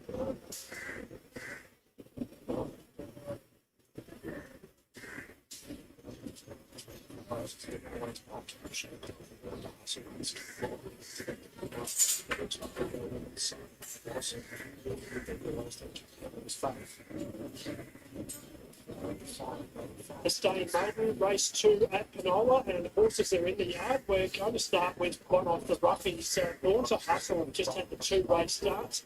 Bred to Stay, being by Melbourne Cup winner Fiorente, but his 2 starts have featured an 11 and a 12, most recently beaten 17 lengths. Horse number 2, he did it for the father-daughter combination of Wayne and Kate Walters. Start number 26 today, so he's had plenty of chances, and he's only managed the 3 minor placings. Partner come into off his most recent run, which was a 23 length defeat at Avoca. Prior to that, got beaten 9 round Gambler. Horse number 3, Son of Vadamos, is one of the chances. He has had a lot of trials as well, though. This will be starts 26 for him also. But I would say his last 8 or 10 runs, he's been a noted improver. He's been runner-up 4 times, and he's been beaten in a very close photo a couple of times. So he's gone very near to winning more than once at slightly harder grade than this. He's resumed with a couple of 1,600 metre races, most recently midfield behind Gin Rummy. This is a drop down in grade, a step up in distance. I think he's well suited. Horse number 4, Carashan Chloe. She's going to go around a short price favourite, and indeed she's had 20 race starts as well. She's on a relatively quick backup after racing on Wednesday at Balaclava. Second in just a field of 4. Not sure exactly what guide that is. The first half of the race, they absolutely walked, and they've ended up running 30 to 40 lengths below standard time. She hit the line okay. She's hard and fit, and she wouldn't have been knocked around too much with that pedestrian run race on Wednesday. Another horse to come out of that same race, it was Fiery Moves. She placed 3rd and 4 in that race. Over raced early, probably unsurprisingly how slowly they were going. Went to the front, but just knocked up late. The quick backup might help her as well, but she's had a lot of tries, and her form is generally inferior. Horse 6, Henry's Fate for Jai Luki. Daughter of Jimmy Creed, shouldn't mind getting her toe into the ground a little, but she's had 16 tries, and most of the efforts that she's put in have been comfortably below what she needs to win at maiden grade. Most recently placed 7th, beaten 8 lengths by Gin Rummy, so not too far off Son of Vadamos on that occasion. Down to horse number 10 with those scratches in the race here for Reggae Woman, a daughter of Sir Prancelot. 2 starts for John McMillan this preparation have both been, to say the least, very ordinary. Beaten 19 and then 13, no real excuses looking at her on the video. Very hard to come into on what she's produced this current preparation. It's having its 21st career. Horse 11, 3 Real Rovers from the Smart Stables, Henry Dwyer. Daughter of Harvey Real, so you can understand that she might be better suited over 2,000 metres. Certainly didn't do too much at 1,400 metres first up. That's a lot stronger race than this. A mate's bonus. I think go back both. But by the same token, she didn't really fire a shot there. Also in her previous preparation was a little better than that. Still on a good form. First 12 is hard in the market, holding the Brilliant Clubs, and has been one of the best back runners of the race. She's had 2 runs before Brewster, and it was a slight improver last start when stepped to 2,200 metres. But it wasn't battling fifth, being beaten 8 lengths by Prince Peter over This race is a bit easier, but I probably would have liked to have seen her do a little bit more in her first couple of runs. It's in a purple. Also, the 13 always bold. Roughly the night track's completely out of it. He's got some handy form going back in his previous preparations. And he didn't win a barrier trial before a couple of average efforts this prep.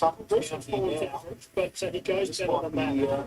To round out the race, we've got a couple of roughies. Yuma runs for the first one of them. She's had 19 tries. Pretty average effort last up. Jim Ruffy, I was hoping to work around her. And then Unskinny Bob's going to go around at big odds here for Jade Doyle and Jamie Barry. You've already got River Valley, who's a 6-year-old. He's had 20 career runs which was done in 2023. A pretty tough race here as more rain comes down, and indeed we did have a heavy shower after race 1. So this track condition will be a little bit inferior to the condition that race 1 was run. However, my numbers 4, 3, 13 and 11. Karashan Chloe, she's had plenty of opportunities. She probably won't get a better chance to this to win a race. I think Son of Banamos is a decent price against getting up and sure and a bit of 13 and number 2 here over the 2,000 metres. Light blinks away. Ready to run. Standing by. Karashan Chloe, the odds-on favourite. They're often racing. And always bold step nicely with also Son of Vanamos and down low 3 Real Roses. They were the first 3. Carving on over from a wide gate was Umarella River to be very prominent. Then Fiery Moon, he did it. Further back was Wind in the Willows, Karashan Chloe, then came Born to Hustle. Next one then was Henry's Faith. A long way back was Reggae Woman. And whipping them in last of all was Unskinny Bob. And it is absolutely teeming down here in the second at Panola. These jockeys are earning their money. Always bold in front of Fiery Moon in teeming rain. 2.5 further back was 3 Real Roses. Then Son of Vanamos, 2 then Wind in the Willows, he did it. Henry's Faith is 3 wide, happy to press forward. The next one, Karashan Chloe, who's worse than midfield defence. 10 or 12 off the top. Then came Umarella River. Next one, Born to Hustle. Next one, he did it. 3 Real Roses. Starting to get a move on now was Karashan Chloe, but still 5 or 6 off the top at least. Then came behind them Wind in the Willows. Son of Adamos out deeper. Not sure it's worth going any further back. They wheel up now. 300 left to run. Fiery Moon about to straighten up. Karashan Chloe's now picking up the bridle strongly. Henry's Faith is still there and Always Bold. 200 left to run. Fiery Moon in front. Always Bold goes to it. Wider out, Karashan Chloe. Karashan Chloe, a career start, 21. Can it beat Always Bold? Karashan Chloe in front from Always Bold. Today's the day. Karashan Chloe beat Always Bold. I think Son of Vanamos might have grabbed third in front of Fiery Moon. Wind in the Willows, 3 Real Roses, then Henry's Faith. A big margin, Umarella River, he did it. Reggae Woman, Born to Hustle, and Unskinny Bob in what can only be described as very wet and windy conditions here at Panola. Great effort from Mark Matthews under very trying conditions here at Panola for race 2. And the favourite does get the money, Karashan Chloe. Start number 21, as Mark mentioned, but it's a successful venture to the races. This time for a very hard fit to a rider. The stay distance and a bit of extra sting out of his 2 by that's preparation. Always Bold ran a good race on the speed. He wanted to overdo things and lay in a bit, but Colbert got him to go straight in the straight, and he's responded pretty good at his riding to run second. Fighting for third, Son of Vanamos is prominent, 3 was third.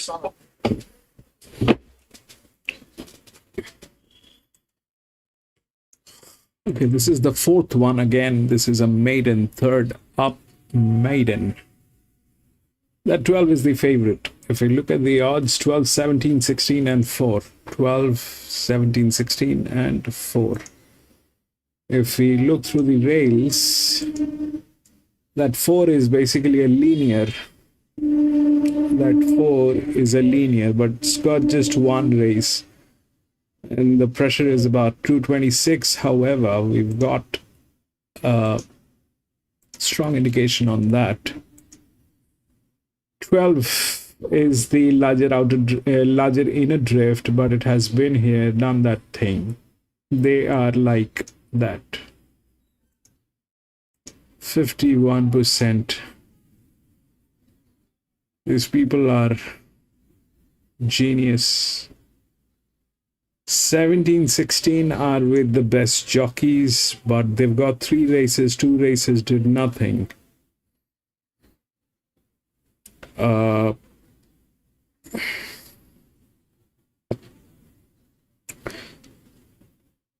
So this, if we have to look at how the things have been laid out, all right. It's a 1700 meter, and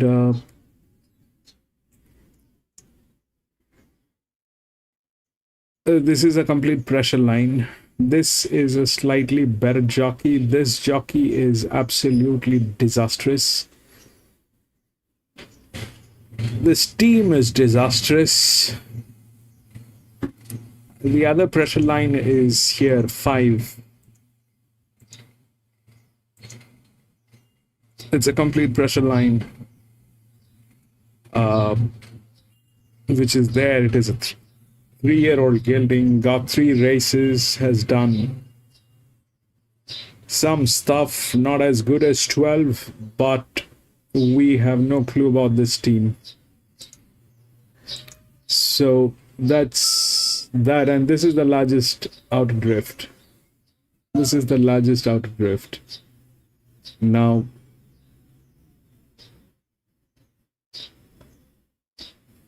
that's gate number 7. This is gate number 6. This is 12-3.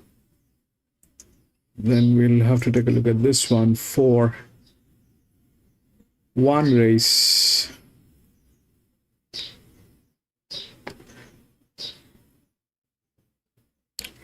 Well, 1 race.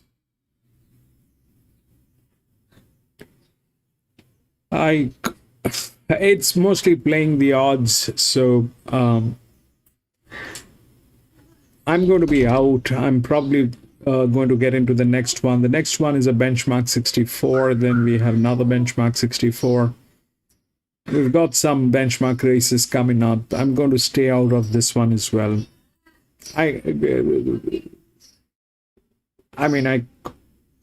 They're playing odds, so everything is within the odds. In the last few races we've seen that, so they're playing the odds within something that will happen within the odds. But pinpointing 12 with that, I am not going to get onto this. 4, I have an indication, but that's a little too much. Either it's a 324. So a 324 is not a bad horse. The problem is the jockey. The problem is the jockey. So it's not a bad horse, but the problem is the jockey. So if I had a little support on this 4, I would have gone with the 4. I do have support, but then I also have the problem with the jockey. So I'm not going to get into it.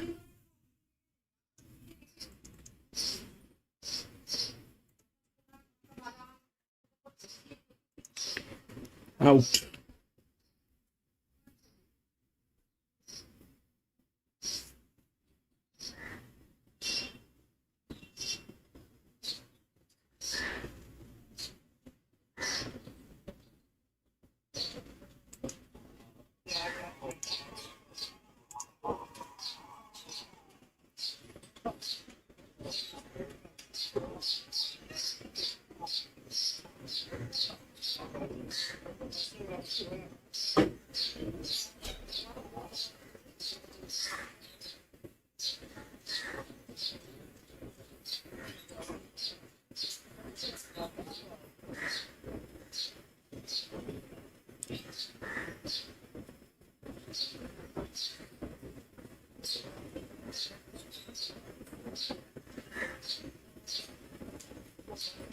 Correct weight here, Canola. Correct weight, 4:13.35 is correct weight on race number 2.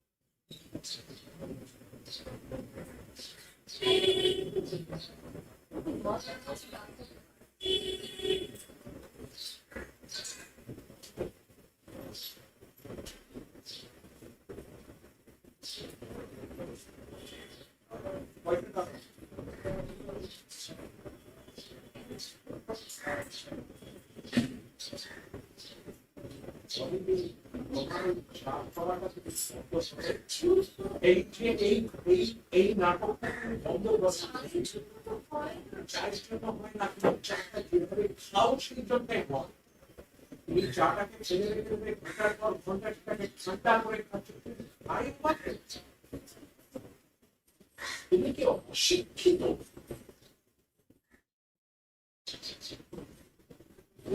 ভদ্রভাবে কথা তোমাকে বললে পরে তোমার বুঝতে খুব গায়ে লাগে না গো, তর্ক করো।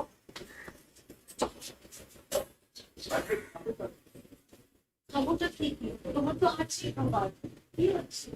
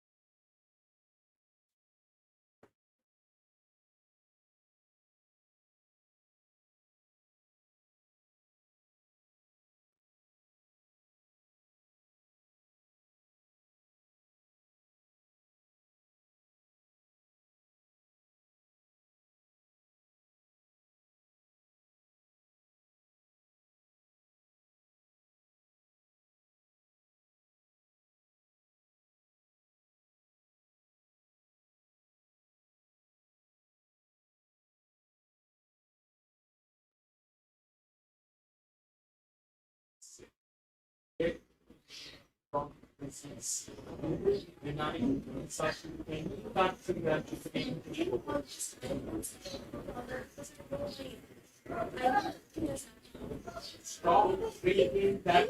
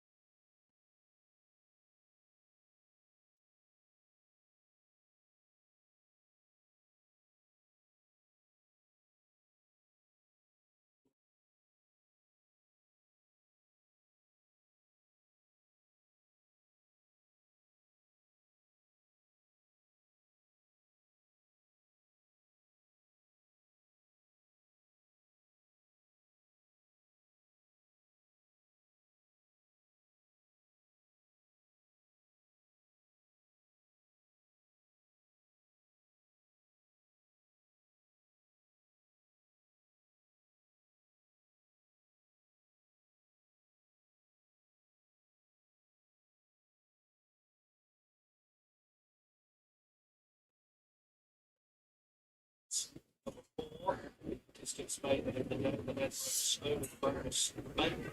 2-3 from now.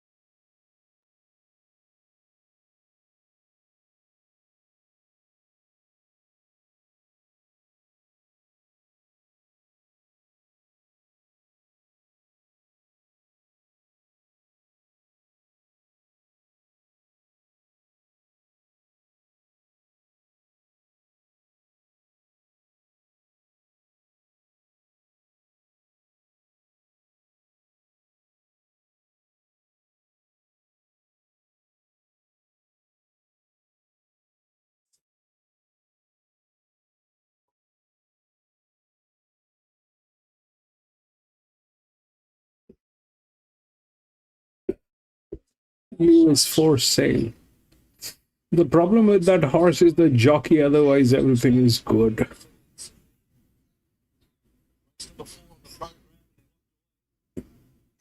Set to go. Spade, and away they go. He can touch slow towards the inside, and also going back to the end was Bull View Flat. Jumping well, Just a Buddy is going to be one of the initial leaders. There's also the favourite Northwood from Luke's. Isn't too far away from the action in the early strides of the contest. Sir Aaron and Kinder is also working up around the outside. Just a Buddy then Sir Aaron and Kinder. Northwood from Luke's. Beautiful noise. Thunder Zeus. The warning 6 the inside as they settle. Next is Digger's Aim and Newcomb around those horses. New that next thing inside from Doug Donald. Then came Dancing Juice, and in the tail of the field is Kelly Wright. Top of the course at 1100 metres, and just above the Malta, led by a length and a quarter, Sir Aaron and Kinder. 3 further back is Northwood for Moots. The favourite's getting a nice trail. 2 lengths of beautiful noise the outside of the well-supported second favourite, Thunder Zeus. Along the way for 5th to 4th is England, slightly to 750 from Newcomb, and then Digger's Aim. Further back is Ripple View that is making up ground along the inside, and it came down Donald 2 lengths away. The tail Kenner Right and Dancing Juice to 550, Sir Aaron and Kinder. And on the outside, just a buddy, they've carved each other. And now the rest of the field catch up. Northwood for Moose has gone up on the outside. Now it goes towards the lead. This is a little bit too early in the running at the moment. Northwood for Moose at the point of the corner. Went towards the lead with Sir Aaron Akinda. Thunder Zeus is out in plenty of time. Newcomb on the outside, followed by Diggers. Aim only battling. Northwood for Moose, 200 metres to go. Led by a length and a half. Newcomb the outside is grinding. Northwood for Moose, 50 metres to go. Led by about a length to Newcomb. Northwood for Moose is going to break through for Sally Winner. 12-6. Juice and Doug Donald. Is that a 6 or a 16? 6. Right, last up. Quite a bit just a button. Babu, Sally Wynn, trainer and rider. Filling by Vanna Moss. Well, put the writing on the wall. Its last two with a placing in Bradford over a mile, and then a runners up check over 1700 at Sale. Just a little bit of a concern as it got to the front. A couple of horses collapsed in front of it, but got to the front about 400 metres in front. Just had to stave off Newcomb, who's the late challenge. Diggers A has run third after that big run first. Now, might be looking for longer now. Dower, and it's a photo from four, who's been dancing juice and done dog. They got the job done off for Luke's number 12. Filling by Vanamos, 12-6-4, 12-6 and 4 to the running line. The fourth race, fourth goes to number 3, Dancing Juice, fifth number 1, Duck Donald. They've got 146.01, 146.01, and the placing is at 12-6-4 and 3. 12-6-4 and 3. That approach though was a bonus mate over 17, 17. And a fantastic horse person selling the trainer and rider of this Gallagher horse selling been the back for a long time. All right, 12-6-4 and 3. We'll go the next. This one should be good. Yeah, thank you, Simon. Benchmark 68, you're over 1400. Quick Rapid's the favourite. 370 went up 16 and 13. 280 very well back. Emerald Reward 340 into 310. 6 for Subsonic. 9, 12, 1 and 5. 280 drifting. 1 Aglet at 420 to 550 easy. And then 8 deficit 7 out to 11. Favourites the 5 Quick Rapid. Good money for the 5 and the 2. My selections 2 on top. 5, 6, 1 for the minors. Race 3 Penal. Coming.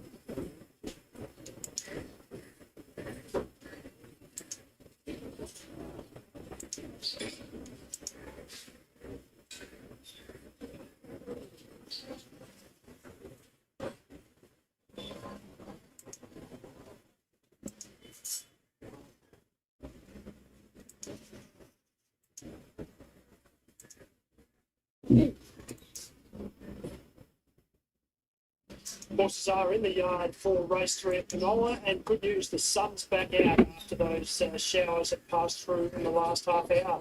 The old boy Aquilette is horse number 1. He's been a grand horse for Connections and trainer John McMillan, winning 11 races. Comes into this second up after 8 places behind Let's Get Down in town first up. Definitely an easier race here for him, but by the same token, he was comfortably below his best first up. This distance range is where he seems to specialise in, and probably gets a couple of kilos off. Horse number 2's had a good preparation for Emerald's Award. He's won 3 races this prep where he started as a maiden. He's been able to work himself up the grades, and he's been a really consistent galloper. Last start, a bit of a funny run over 1,200 metres at Narracourt. Got a fair way back. Never really looked likely, but right on the line was holding his ground quite well. Going back 4 or 5 runs, he did come here to Penola and won over 1,400 metres. It's the only time he's been tried at this distance, and he was successful. There's not too much speed in this race. Maybe he races more forward. Horse number 5, Quick Rapid for Jamie Opperman and his son Jacob Opperman riding. The 1,400 metres is the biggest sticking point with this gelding, but he might get an easy run, and I'm tipping he's the logical leader in the race. Just wanted to overdo things slightly last start at Narracourt when he was first up from a break. He might settle a bit better this time, but the 1,400 metres would be a major concern. I still think he'll run very well. Or 6, Sonic comes into this first up. Staying there for Steve Theodore. She really improved since joining the Steve Theodore yard halfway through last prep. She was able to get 2 wins in a row on the board and went close to winning in town on a number of occasions with 3 second placings at Morphettville late in her prep. She's had one jump out leading into this. It was a pretty plain effort, though, all the same, down the back straight of Murray Bridge. She was placed under riding and didn't find much. Would have liked to have seen her do more in that jump out. Horse number 8, Deficit, now with Dean Saxon. Haven't really seen too much worthwhile form since this horse has come to South Australia. We've seen him 6 times. It's been freshened up a month and a half between runs, so maybe Dean just trying something different with him. But you're going back about 25 runs and a couple of years since he won his last race. Horse number 9, Yeah, Nah. Won at massive odds during the Port Lincoln Cup Carnival, but her form either side of that has been very plain. Last start in easier grade only finished midfielders. I was more than happy to take a look around here for my leading chances. Looking at my main selections in the race, my numbers are 5, 2, 1 and 6. I put Quick Rapid on top. In a little field of 6 with not much other speed on paper, I thought that Jacob Opperman might get a cheap enough run in front. Quick Rapid needs to relax and run the trip out, but if he does so, he's going to get every opportunity to do so. Horse number 2, Emerald Reward, really honest customer. Stutzy Metcalf knows it well and rides it well. I put him in for second. Horses are the trip. Indeed, leading into that first run, he was able to win at barrier trial at Bridge, so probably hits that he's not going too badly. Which animals to favourite. A little bit of food in the ground would also be to his favourite. He probably just got that little edge off the track. 6, 7, something. My numbers 5, 2, 1 and 6. Basically, most horses with the other 2 runners deficit and both going to go round with a decent odds. Looks like Switch Rapid will run favourite in front of Emerald Reward. Probably somewhere just under the $3 mark. Fixed on Quick Rapid. He's been a reward just in the last 6 months. He's filled a little bit Quick Rapid in the which is unlikely based on his form. 17 January, they start to load Just away. one run back to and he also went into that race without a trial or something. He wants to spend so surely for that and get a pretty cheap run at the head of proceedings. There's only 6 runners, but they're already starting to move in. Deficit will be upstairs for this race 3. We'll go down there. Last 3 or 4 to load away. Yeah, Nah goes in. Sav Sonic's locked away with Aguilette. Deficit out of line with Emerald Reward and Quick Rapid. Deficit strides up into its gate. Deficit goes in. Emerald Reward and Quick Rapid the last couple to load, and then the 2 fancies in the market with Quick Rapid at $2.70, Emerald Reward $3.60, $4 Sav Sonic, $6 Aguilette. Going in, benchmark 68 over 1400. Quick Rapid goes in. Emerald Reward to complete the line. And we'll be on our way here for race number 3. Emerald Reward goes in. Quick Rapid usually goes forward. We'll learn a bit more in a moment. They're locked and loaded. The light flickers away and the gates crash back. They're racing. Quick Rapid, as per normal, hunts forward to take it up. So Quick Rapid will lead the field. Yeah, Nah rolls up to be second, and Emerald Reward's just been posted a little bit, but trying to slide in one by one. Underneath it was Aguilette, then Deficit, and Sav Sonic last of all. But look at Quick Rapid, speeding along in front, out the back, by about 2.5 lengths to Aguilette. Yeah, Nah gets outside. Now, Emerald Reward has been posted deep, so it couldn't get in with any cover. 2 further back was Sav Sonic, and last of all, Deficit.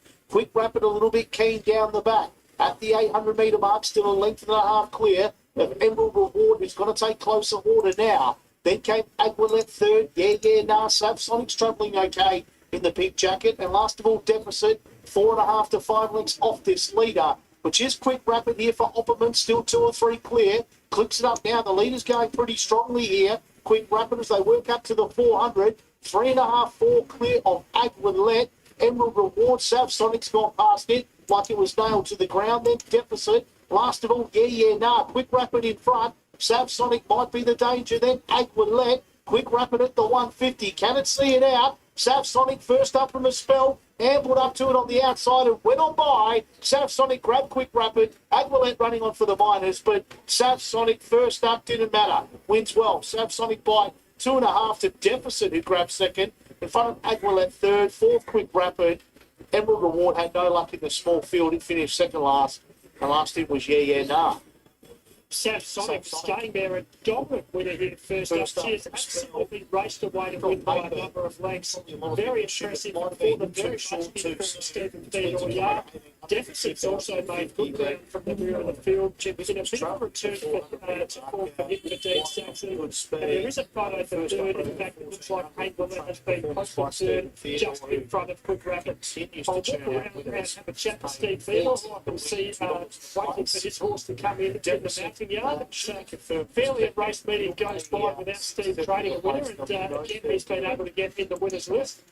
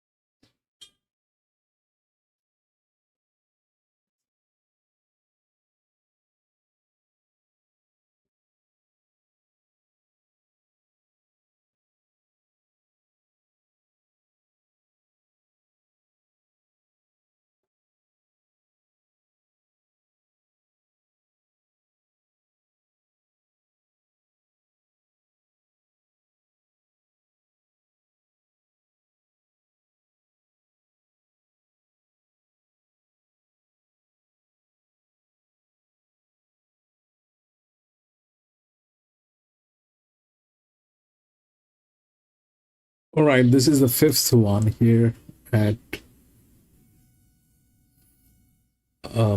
Sale. If we look through the odds, it's 9, 12, 1, and 5. 9 is the favorite, 12, 1, and 5. 12 is the linear, but that thing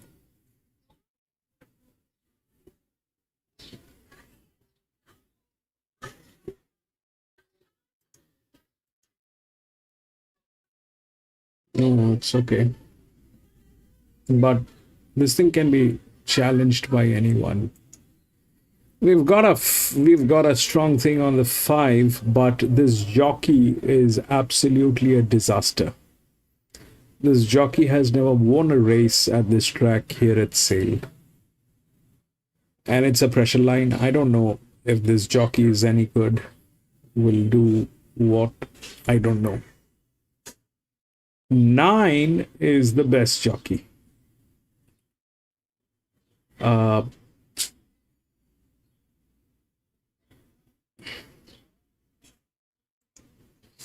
This is gate number 12. That's gate number 2, 9. And that is anyway the second favorite. 9, 12, 10, 1, and 5. So this is well within the rails. This is the favorite, 9, 12. I understand. The other things which are here is this 4 with the largest drift. Okay. It's in a good hand, but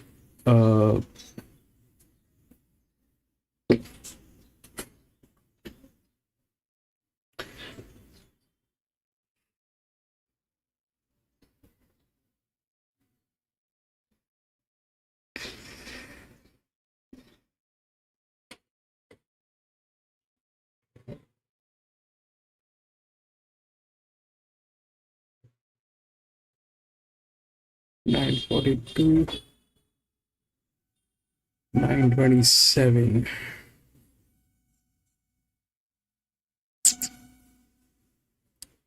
Seven is a better chance. A long shot. 4 is good, but if we look through the BB, it's 179 by 0. This is 184 by 12. This is, both of them are in moderately good hands. Both of them are in moderately good hands, but this one has 11 races. It's got a moderate amount of numbers. The gate speed is almost the same as 7. The replacement of the 5 that we are looking for is either the 7 or the 4.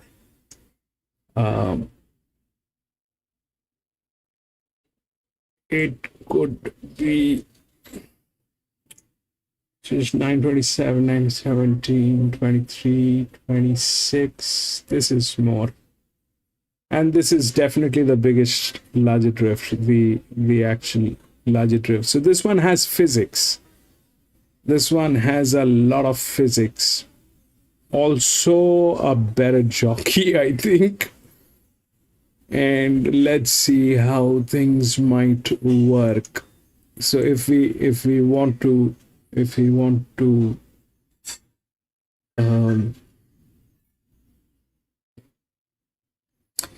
see the one, the jockey is, I just looked up. So here is what the jockey is. I just looked up on the jockey. Since I don't have any information, it's spied and is claimer jockey, but the WSR is good. It's been doing this gentleman has been doing good. 33% win rate is good as a claimer jockey. So this guy is not bad. We don't have any information on the horse. Even on the jockey, we don't have any information. Probably this jockey has never played here. The problem with this horse is that immense amount of weight which it is carrying. So either that one is going to win. It's in one of the, it is the best hands here, hands down. Either the one is going to win or it will be nowhere. So putting that one as a coffee is the best thing if we want to play club. And the club should be like 9-12 and 9-7. If we do that, how bad is this going to be? I mean, the jockey is definitely good. That's the highest. This is the second highest.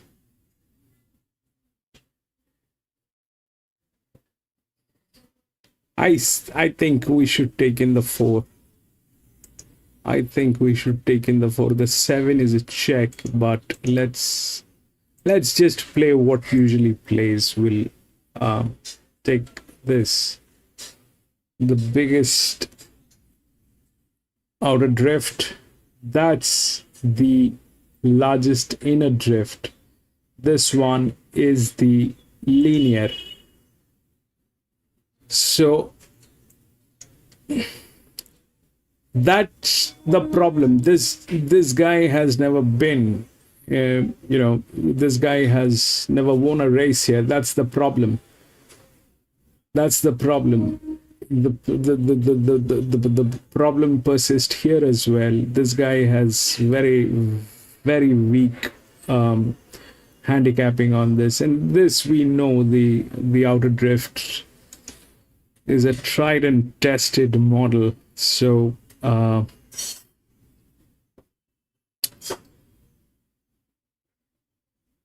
5. The other one is this 11, which is a 60% drift out, so we are safe there. So 4, 9, 12, 9, 4, and 1 as the coffee. 1 goes independent. Let's not. I'm not going to put 1 into a club, because this thing can win or it will lose. There is nothing in between. This will either win it by a strong length, or this will be nowhere. There's nothing in between. I like about the 7 and the 4. I am slightly in dilemma. The other thing that can work here is that is also the same thing. So instead of taking 1, 9 races, this is also good. They don't have good jockeys. That's the problem. The jockey is better here.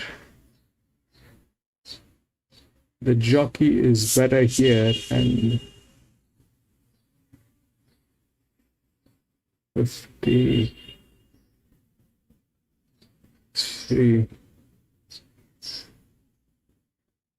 That is 30 by 0. This is 30 by 40. 30 by 0, 30 by 40. So, no sir, that will not happen. We've got 30 by 0 here. About these two. So this one is 60% suffering, so we're not going to get into it. And this is a moron jockey. So yes, 3.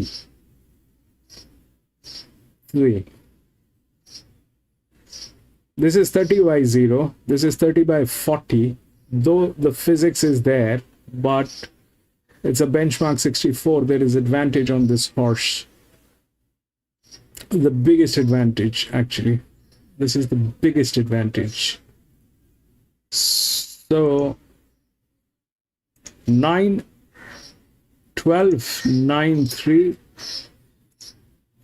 9, 12, 9, 3, and 1 goes coffee for me. 9 in between, 12, 3, coffee is 1.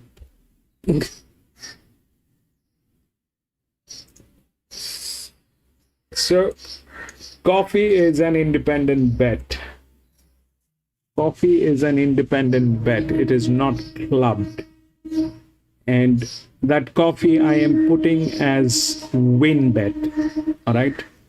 Because it is either going to win or it'll be nowhere. That's what my take is. I mean, it's a huge weight that this horse is carrying. And so far, I'll show you, none of the horses that was carrying weight has worked, because this is a good ground. And yesterday was just the opposite, and there it was a soft, so that was working. Here it is not working. So this thing is either going to win or it is not going to be anywhere. So I put it as a coffee, and the coffee is a win bet. All right. So either I get the win or I don't. And my clubs are, these are 2 quinellas. These are 2 queens, 12 and 9.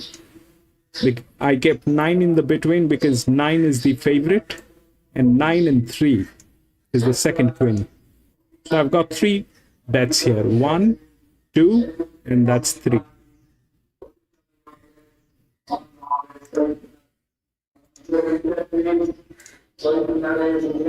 I mean, I still haven't pressed the button. We'll take a look at the paddock. If they're getting tailed, we'll will make changes. I still haven't.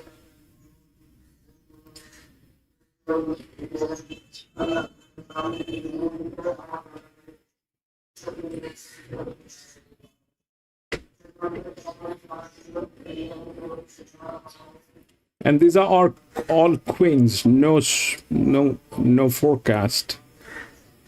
We'll see if it works. This is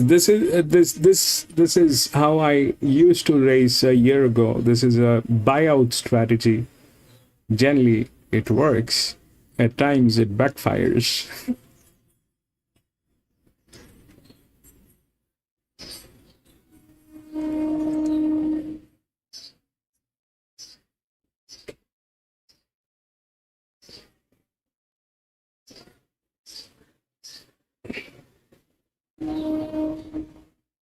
And by the way, this is all on tote. I'm not on standard.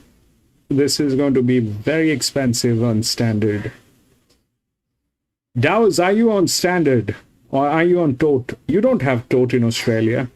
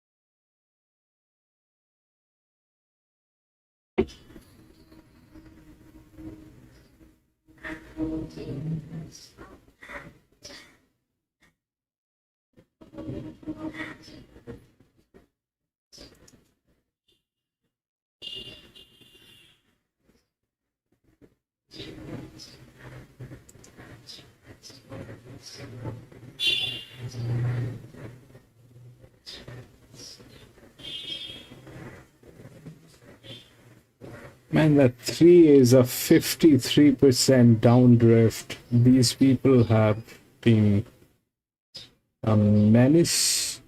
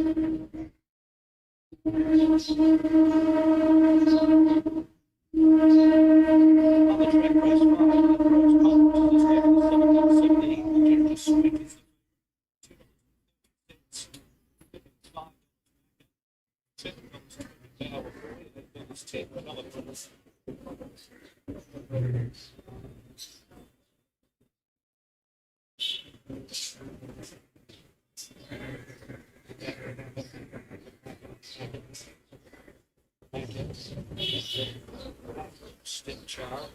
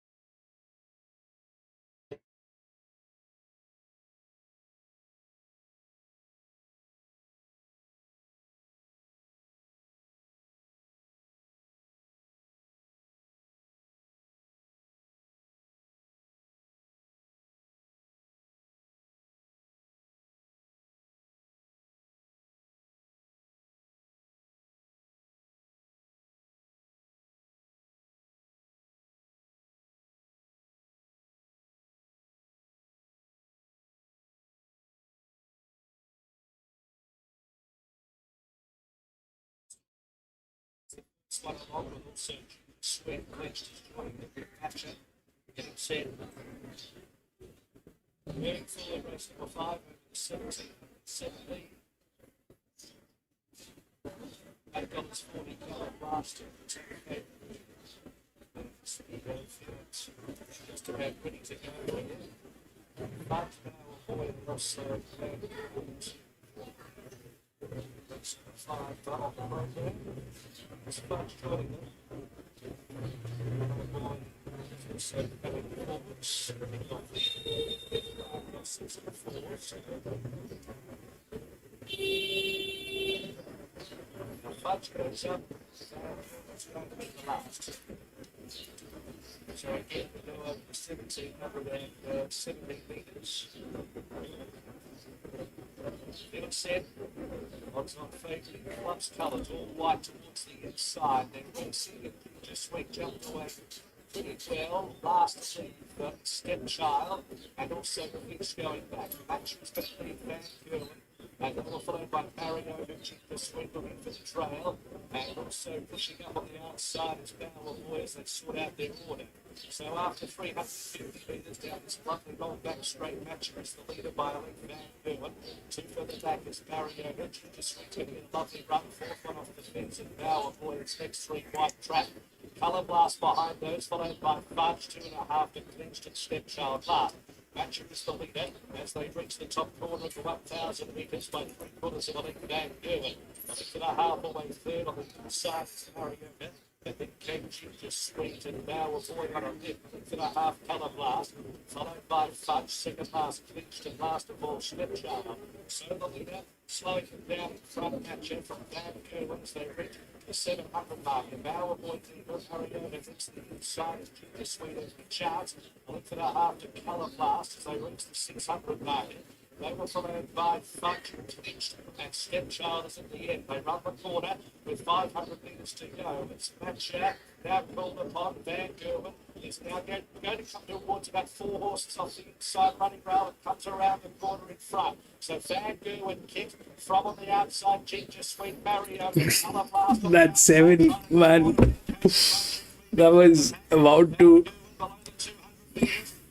a bit of work to do here. Ginger Sweet as Colour Blast goes up and claims it. Colour Blast up to Ginger Sweet. 9, 5, Colour Blast beat Ginger Sweet. 5 won. Photo for fourth. That 5 won today. Has dropped out to finish at the end. Colour Blast to win it. Number 5, 10, 20 and $2. Colour Blast up to 1,700 metres after the encouraging run. 5, 9, 5, 9, 7, and 8, I think. 5, 9, 7, and 8. 5, 9, 7, and 8. We lost. So what happened here is this. This jockey this jockey has never won a race, but we had a very strong indication on this 5. So 5 won, 5, 9, and we took the 3, but the 3 was with 53% drift out. And the 7, we were constantly thinking whether to go with it or not to go with it. That 7 came in third. It backfired majorly. Majorly backfired. 79. 5, 9, 7, and 8. 8.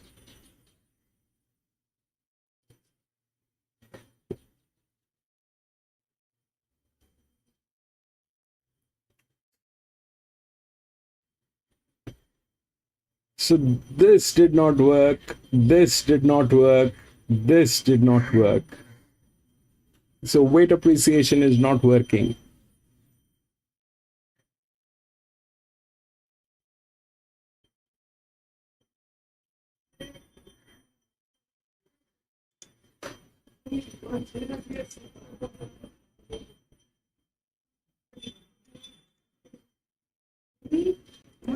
Six.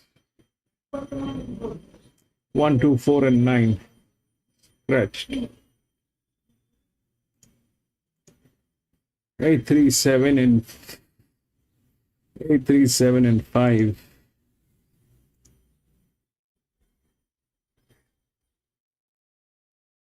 8, 3, 7, and 5.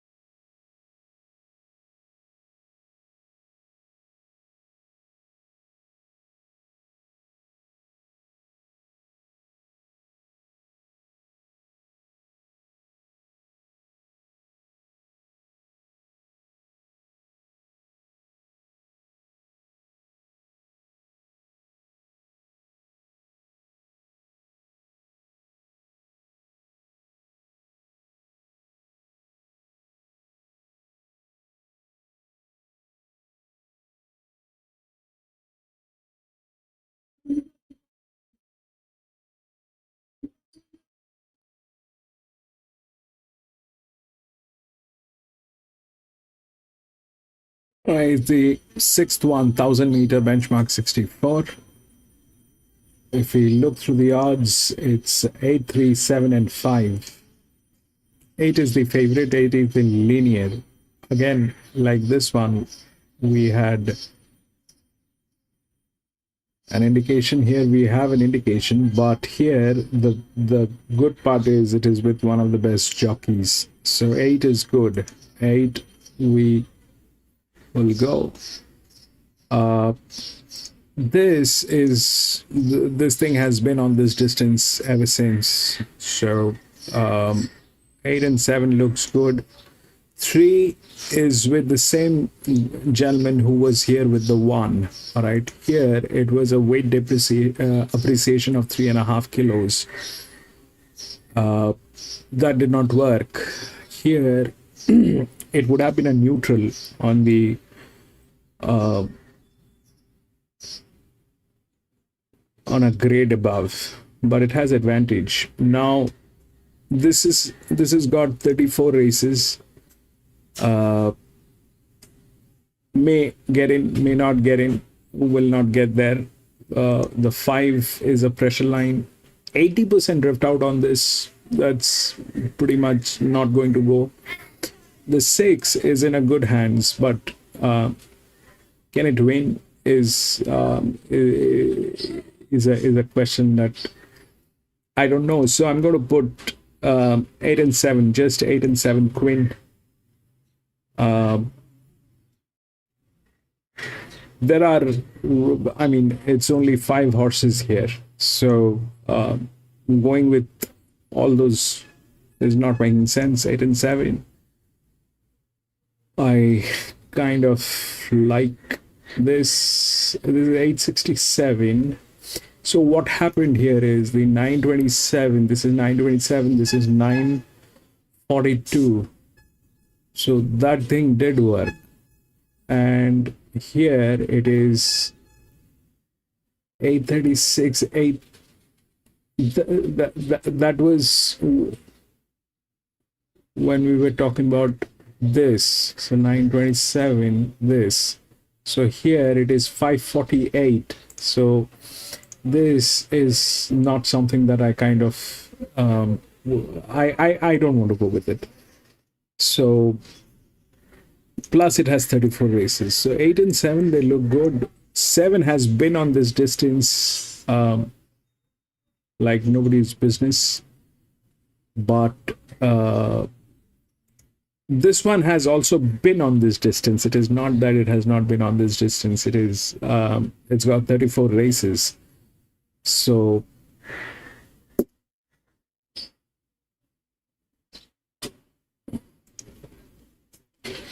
eight should not, maybe just go with 8 to win. We'll see.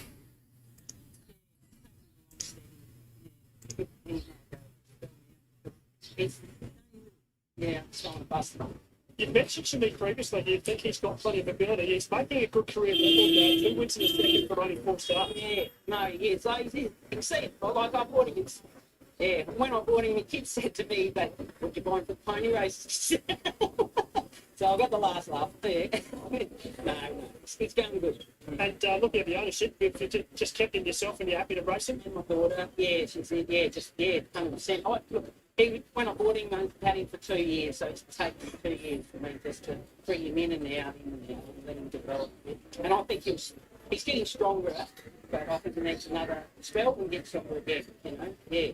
And he's got a will to win, yeah. That's from what you're saying to me, sounds like you think he might be able to progress to City Grade. I don't know about that, but I'm just happy to get him to the line here today, you know, like it's just, yeah, it's paying his way. It's a little horse, yeah, real rapid. Very good. Brooke's looking a bit wet as she walks in behind you. We'll let you come in, Brooke. Tough conditions to be riding in there. Yeah, no, I'm really tough, and it's got me worse for further when full credit to the team. It's been a bit tricky, probably a bit muddy pace, and manners wise as well. He's always been a bit hot, but on the toe. His manners stay were good for him. Still got a little bit to work on, but he's just never really getting there, so it's good to see him do it today. I noticed you rode him quite aggressively out of the gates because he wasn't that well out of the gates last time. You were keen to take a forward position here. Yeah, that's it. He's just must be like letting him settle a little bit now, which is good. But he still have that kind of toe when I first trialled him here at Canola actually. He just picked on, kept running. And I just wanted to hold a perfect spot today. And we found a nice spot. He got through the round well, he let down well. Just thought about it a little bit. So Black left Bunny in front of me. And he let down real well. So yeah. Just down the side when you were coming to the turn, you were travelling nicely. You were just happy to stay in behind them and wait till the home straight to make you move. Yeah, I just wanted to keep him honest. Have to let him relax and race a bit. He's funny. He takes a little bit to wind up, but at the same time, he's spoken too early. He just kind of looks at a few things. Today, I'll probably be suggesting a little bit of head gear, but he hasn't given me that tool today, so I think we're on the right. That's good feedback. Well, beautiful ride. Well done. It's been a good weekend for you so far. Thank you, Dame Chief. There's Brook King, a promising young horse, the Big Wheel, and a promising young rider in Brook King aboard. They win race 4 for Scott Earlham, but he might not be big, but as Scott says, he's got a big motor. We're off to a break on racing.com.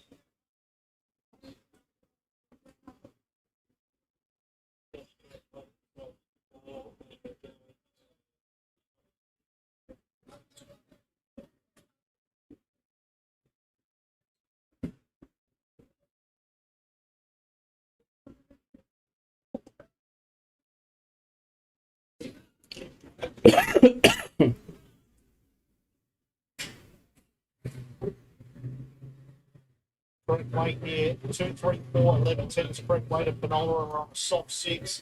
Another track downgrade retrospective of race 4. Track downgrade with soft 6 and correct weight 2, 3, 4, 11.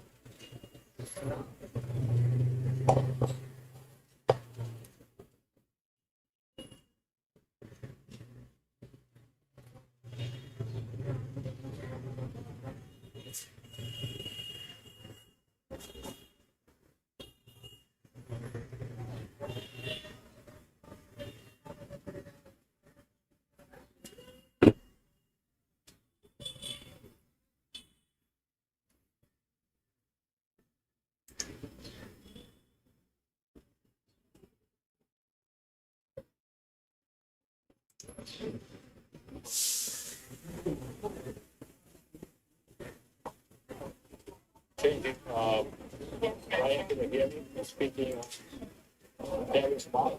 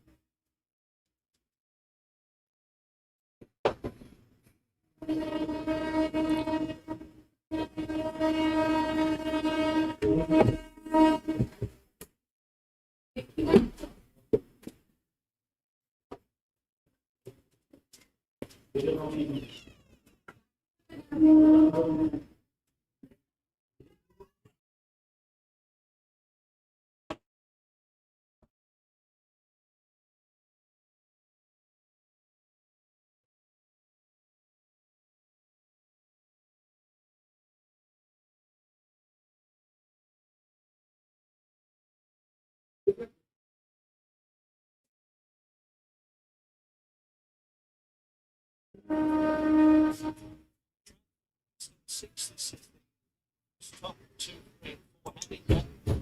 5,000 on the track.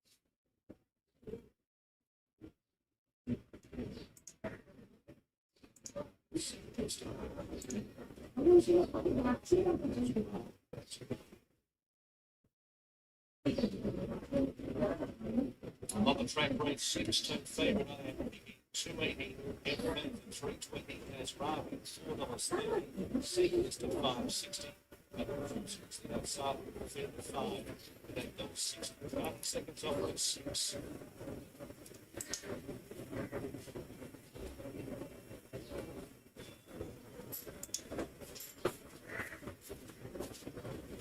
There's the cruiser. Everything is there. We also there's Randwick.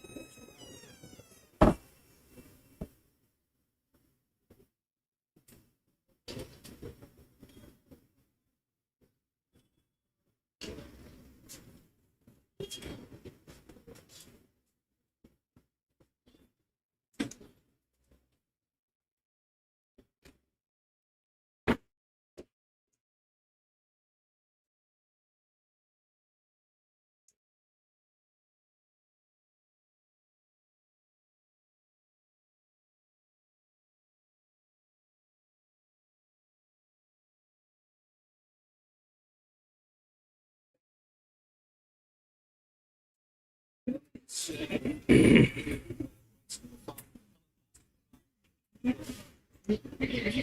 a lot. 258, 330. Yeah, it's this reached a bit of mid-faith there last start.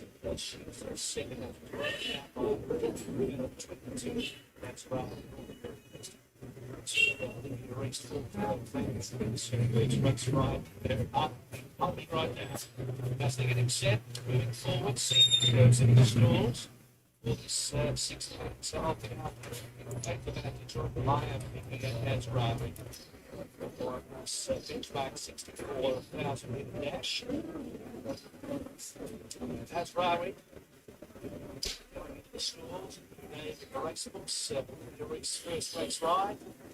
And I'm going up to the low minutes, minute set, 1,000 meters, ready. Bouncing about.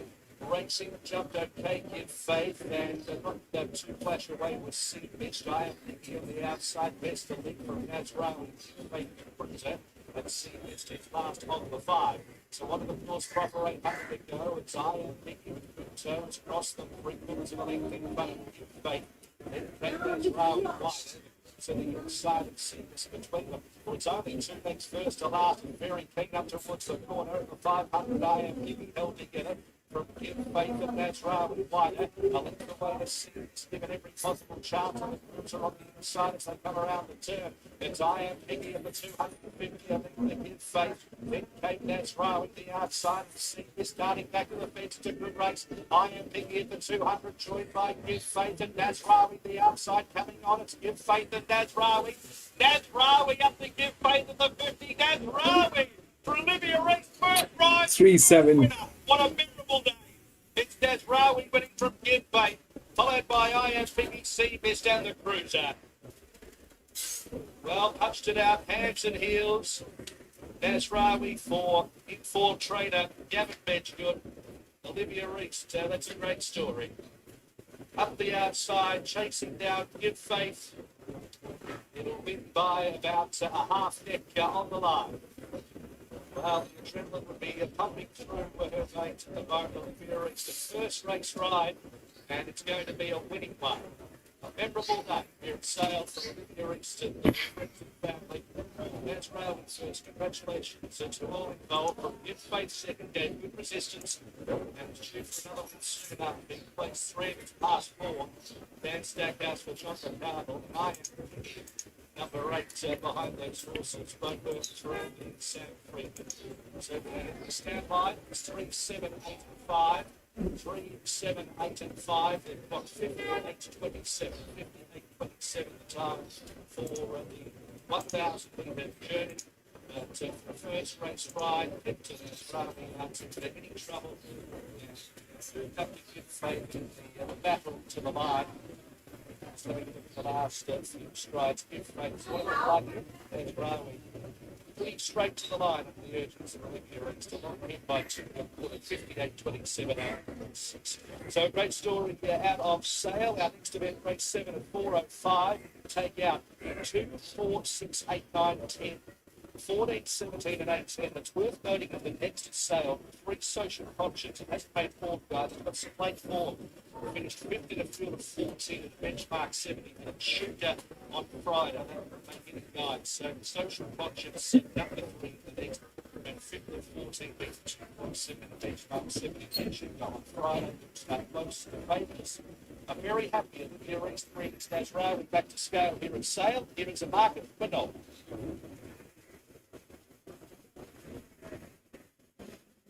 Thanks, Ben.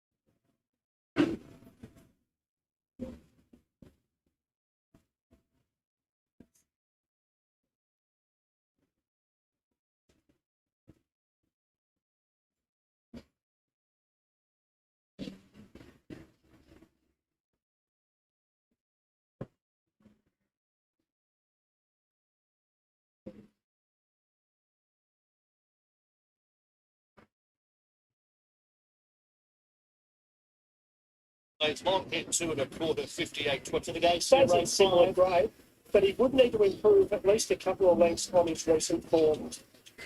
Horse number 3, Collated, has been a market drifter, but I still think he'll run really well here. He travelled beautifully 2 starts ago at Mount Gambier against weaker grade, but won that race comfortably. And then last start, an honest effort beaten 3 lengths by Grueling. This is slightly easier. He has started on a soft-rated track once before on debut and ran okay. He's generally a very honest horse. He's got Conor Bertar in the saddle. I think he'll run very well. Horse 4, King of Avalon, comes into this race first up. He's better known as a horse that gets over 2,000 metres plus, but one thing he does love is rain-affected going. The market is very heavily against King of Avalon, most probably due to the distance of the race and the fact he's first up. But he does have an extremely good record on wet tracks and he'll enjoy getting his toe in. I think he's a good price. Horse 6, Supreme Thunder. He's been a hard horse to catch, but things finally went his way last start and he recorded an overdue win at Narracourt. Got the speed on that he likes, he settled back, he came in a well-timed run and he rounded them up well. He'd been racing honestly without winning prior to that. He does have pretty patchy form on rain-affected tracks, but he's back in form and he stays in a very winnable grade for him. Back me up, Benny for Christy Evans, comes in here second up, but not been an absolute mile first up by Cadam's Club. Settled handy wide, but got beaten 19 lengths, so would need vast improvement on that. Another horse that's generally mixed his form when he's got his toe in. That must be partly because he's so big and heavy. Maybe he just struggles on genuinely rain-affected ground, but he's capable of better. He'll need to find it. Horse 8, the Magic Gust for Leah Conlon. He's been racing quite honestly his last 3 or 4 runs. Probably a little disappointing last start, but prior to that, he was only beaten 1.7 by U6 at Strathalbyn in what would be a slightly harder race than this. 2 runs subsequent to that haven't rated as well, but he hasn't been beaten that far either. He's got an each-way chance, and the market is giving him such. Next horse in the yard, Fiorente Spritz.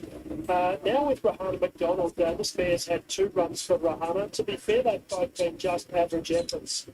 So I thought she had some rough chance last time at huge odds. Never did a thing, went forward and lost a fair bit of ground in the straight. She's got better form if you go back a while, but she does need to find it. Head Smart, horse number 10, one of the better back runners in the race. He's got very handy rain-affected form. He's only won 4 out of 48. 3 of them were actually in succession back in 2023. He's going 2 years without a win for Head Smart, but he's certainly at peak fitness now. He's racing well, and he does love getting his toe in the ground. 3 of his 4 career wins have been on wet tracks. Rochelle Mills and Garrett Lynch have already partnered up for a win today with Carashan and Chloe. Horse 13 off the cuff. Only won 2 out of 32, but she's generally quite a consistent horse. Just at best has been doing a fair bit of riding in recent times off the cuff, and she goes back aboard today. Off the cuff was pretty honest last start when Supreme Thunder was the only horse to get past her. She's hard fit, she's racing consistently, and she's been one of the better back runners in the race. Number 5. 420 last horse we're going to have a look at is Dan Dino Bell for Sarah Lunch. Dandino Bell's had 3 runs this time in, since joining Sarah Stable. Hasn't really set the world on fire. She's 8 races here at the past. Don't last 3. She's going well last time. She's going to check it out. Never really staged on the race subsequent to that. Sarah said her back to jump out to the last run. Well, she got an early start. She went to down a little bit. She's surprised. Next place was the last 3. On her recent hit the line strongly. Looking at my numbers, I've gone, it is up $7 and it's a good combination, and it's got a good power to prove it. Pretty questions marks to the label. Possibly it'll be in a one spot throughout 30. So the 6 is the second supreme contest. They really drive the ball. It must be really good. That's back in the market. That's the movement. It's smart as the third. I think they'll be a genuine trophies as well in this $4 here. Off to the fourth. 316, 13, about 5 numbers for Bob Scotty, collated about tonight. Track, of course, has been downgraded a couple of times during the day. We're now on a soft 6. They're looking like they're making a decent enough line here, and Magic Gas is going in there. I think we're head to mark. Back me up, Eddie, into its gate. King of Avalon and Dandino Bell, the final 2 to load away. And we'll be ready to run here for this 0 to 56 over the mile. As we get closer to the cup,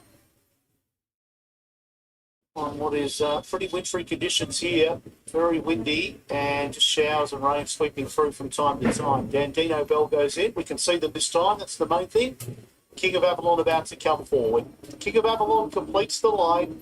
Race 5, Panola, favourite Head Smart. Light flashes away, ready to run. Racing, perfect line out too. Head Smart left with some early speed, and so did a Magic Gust. Belated was right there. Off the cuff, hunts through to be in 3rd. Dandino Bell was 5th, just out of the speed. King of Avalon getting a dig out wide to hunt up towards the leaders. Then came Supreme Thunder, whose midfield defence. Back me up, Benny, it's outside. 2.5 Fiorente Spritz, and the last one was Artrice. So King of Avalon did a little bit of work and got to the lead. Out by about 2.5, all fired up to a Magic Gust. Then came behind them, Head Smart the favourite as this leader got further in front. Speed looks very, very genuine. Then off the cuff 4th as they string out. Collated was next. Then Dandino Bell, Supreme Thunder. Next one, back me up, Benny, Artrice and Fiorente Spritz. They've got about 1,000 left to run here to make it 800 in front. And in front, King of Avalon, 1.5 lengths of Magic Gust. Head Smart now takes closer order, improves to 2nd. 2 further back, collated. Dandino Bell off the cuff.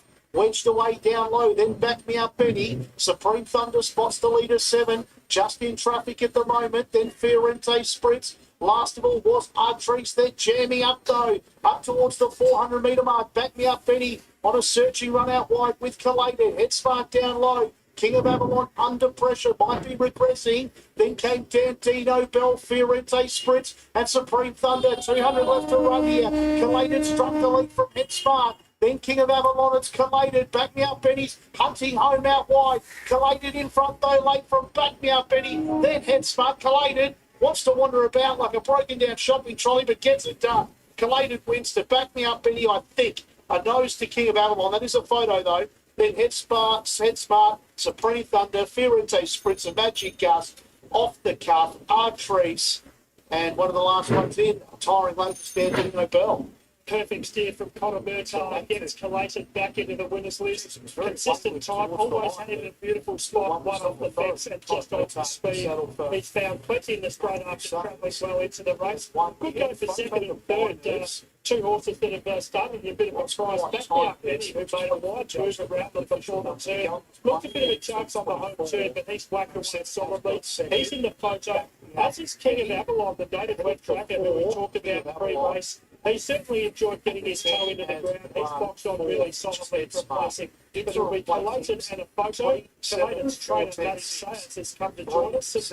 Matty, a good tough win in these conditions. 42, ability to like a little bit of sting out of the ground. One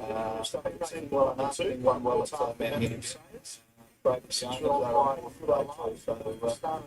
good result. Probably riding really well. If we just cast our eye back to that day, it just tended to pull up a little bit British swings in front, so Connor being such a strong rider, obviously that's in his favour. Yeah, no, nothing to just do. There was probably a little bit of confusion manager-wise, but happy to see Connor on. He's a hard-working jockey, and I think he's better ridden with a little bit of a sit there, and thought he, but I think the sting out the ground definitely helped him.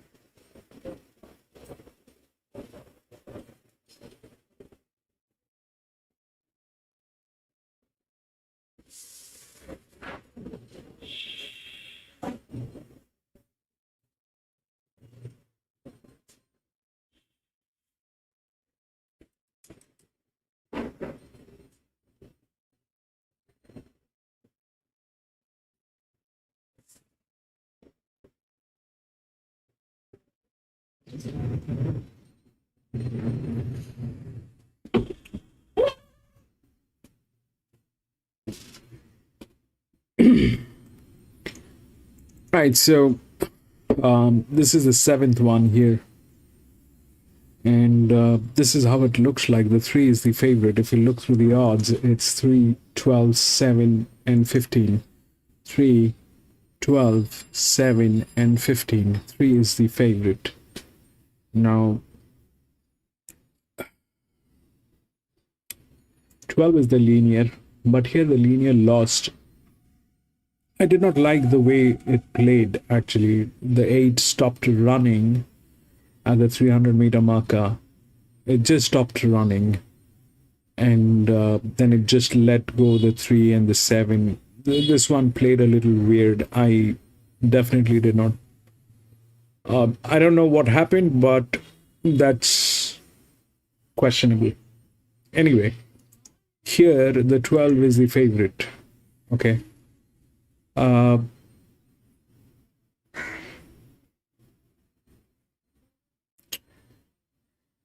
The 3 is the favorite because of the league races that it tried to get into, and probably some other reason. I don't know what is the reason the 3 is the favorite. If you look at the flux on the 3, let's check.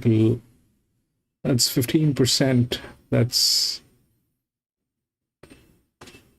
huge for a track like Sale. Anyway, so that 3, the weight appreciations are not working here. Here, the 1700-meter we've seen, none of these horses with the weight appreciation has gone through. Not here. None of these. It is only here where this neutral went through. Anyway, so this is a heavier weight. This is a heavier weight.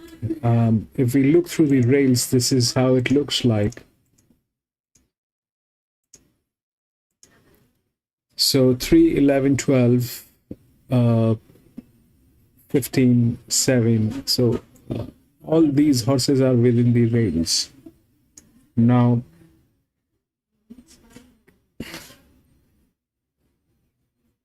that's 28 by 23, but it is carrying a lot of weight. That's the favorite. This one is an EW anyway, 11 from gate number 1. 12 is the linear, which is with a OK jockey here, and that's the lowest. That 5 is there.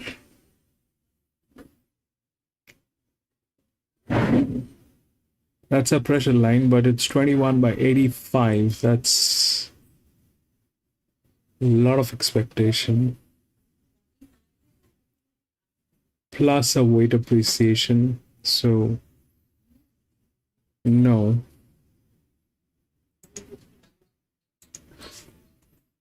That is okay.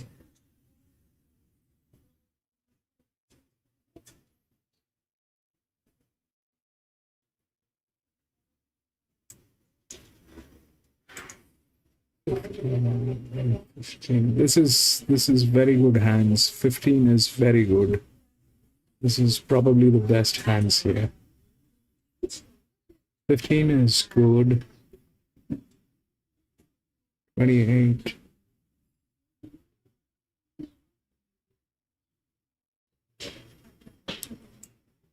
this line is okay. Now what is the worst that can happen is out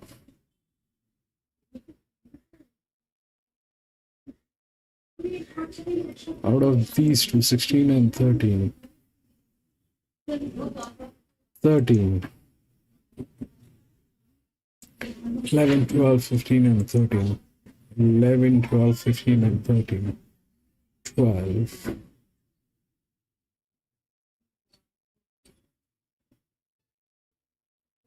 11,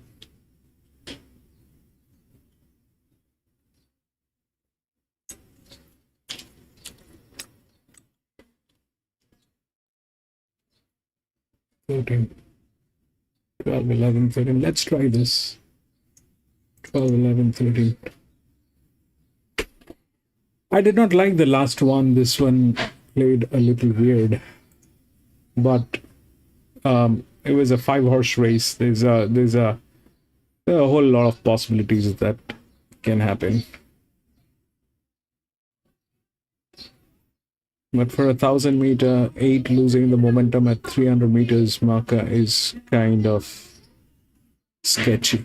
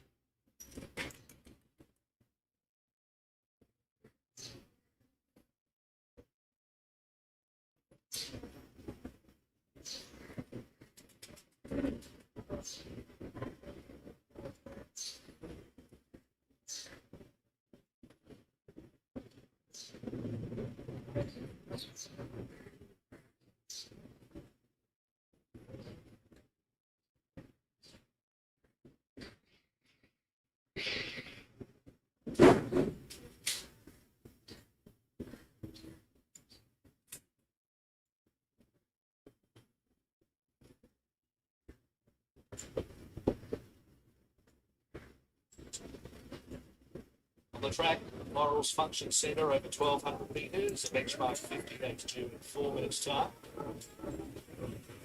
Thanks, mate.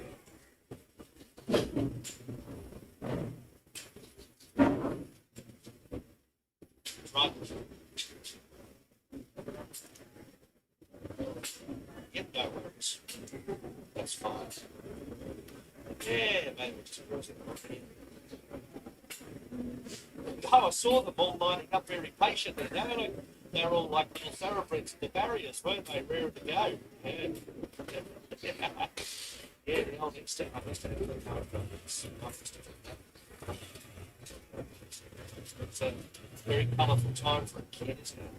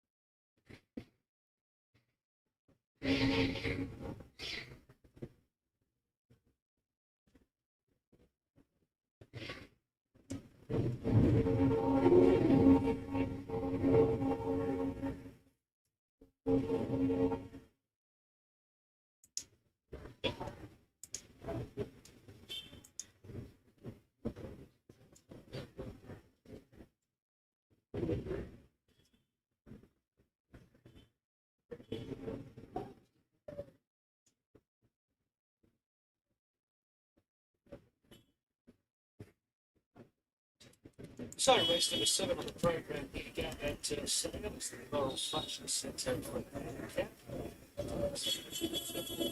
Next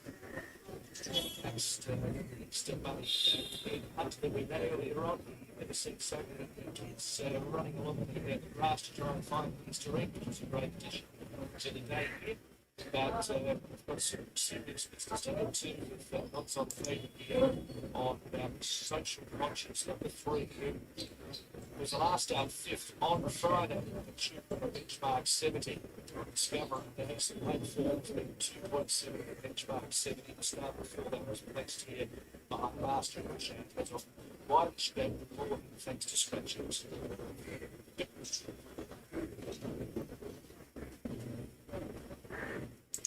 Moving forward, Barney Blaze goes in.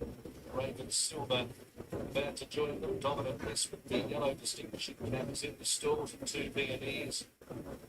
Barney's Blaze is forward, so that will leave Jack's Fortune and also Raven Silver to complete the line over there at the 1200 metres. Odds on favourite Social Conscience on VIP, $1.85 with Skellig Rock hit the line well last time at 440 due for a win. Standing pretty well. With his wide big distinction cap. Jack's Fortune taking one more turn as Raven Silver has been placed in. Jack's Fortune 16 to 21, the books takes the outside. 1200. Ready to go. Light blue colours the favourite Social Conscience. Senate Racing, Social Conscience jumped away really well out past the centre with Raven Silver. Not too far away, Skellig Rocket driving through along the side segment now, Dominant Miss. Raven Silver's going to lead Social Conscience, Dominant Miss, and further back Skellig Rock, and also Jack's Fortune on for the halfway in the field, Laminar. They were followed by out wider on the course, 2 B&Bs for $1 and at the tail of the field, Barney's Place. 750 out, Raven Silver just had a slender margin from Social Conscience. A length away, Jack's Fortune the outside. Dominant Miss fourth, the rails from Skellig Rock, who just nibbled at by the 600. Further back in the field, there is 2 B&Es, followed by Laminar on the rails, and well back in the field, Rebellious, and 2 further back, Barney's Blades. Into the running of the 400 metres, it's Raven Silver in front of Social Conscience, who's brought a little bit wider underhands in field, trying to chase down the grey. 2 legs Dominant, this Skellig Rock and Laminar on the inside, Social Conscience below the 200 metres. Let's go now. Put in an awkward stride with race clear. 2 legs, 3 legs in front. And this is how you like to see odds on favourites do it. Social Conscience trotted in. Up for second, Rebellious from Skellig Rock. Then Raven Silver, 2 V&Es, Laminar, Dominant Mist. Well back in the field, Barney's Blaze. And Jack's Fortune at the end. Social Conscience into $1.95 on the quick back up from Friday. It's just outside the placings in a benchmark 70 back to a 58 after it was placed at a 64 last time. Bolton. Social Conscience number 3 at 180 and 110 to beat them 15 Rebellious. Rebellious second, Craig Hewitt and Sharon from Skellig Rock third. $1.30 Grandstand Gazette for Ben and Bill and Jane and so it is 3, 15 and 12, 15 and 12. With the first 4 players, Raven Silver after fourth on 2 beginnings, making up the Social Conscience and trying to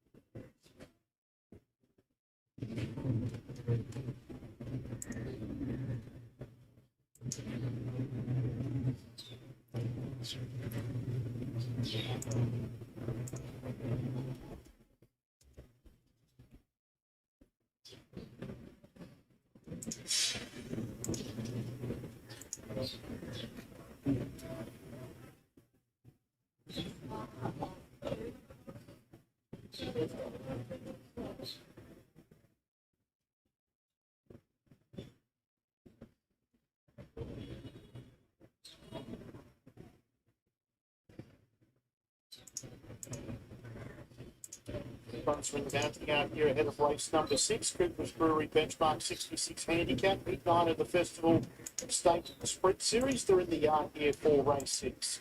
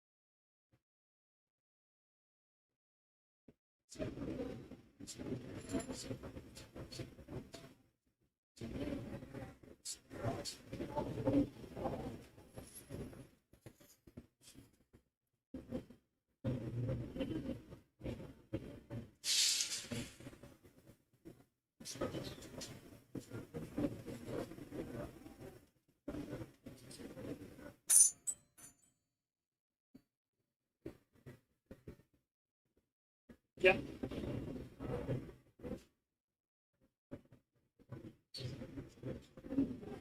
Replay of race 4. Yep.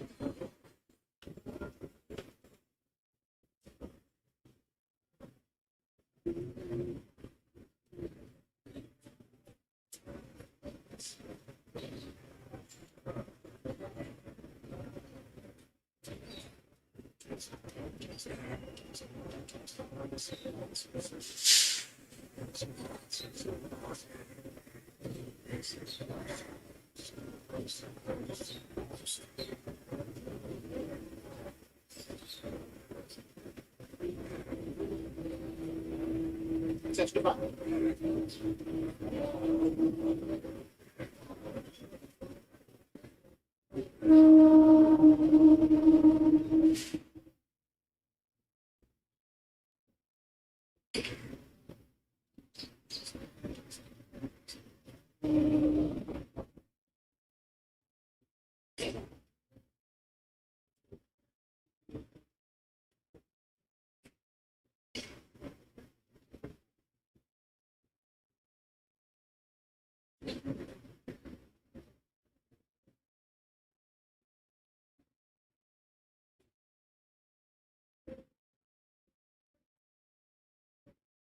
Yep.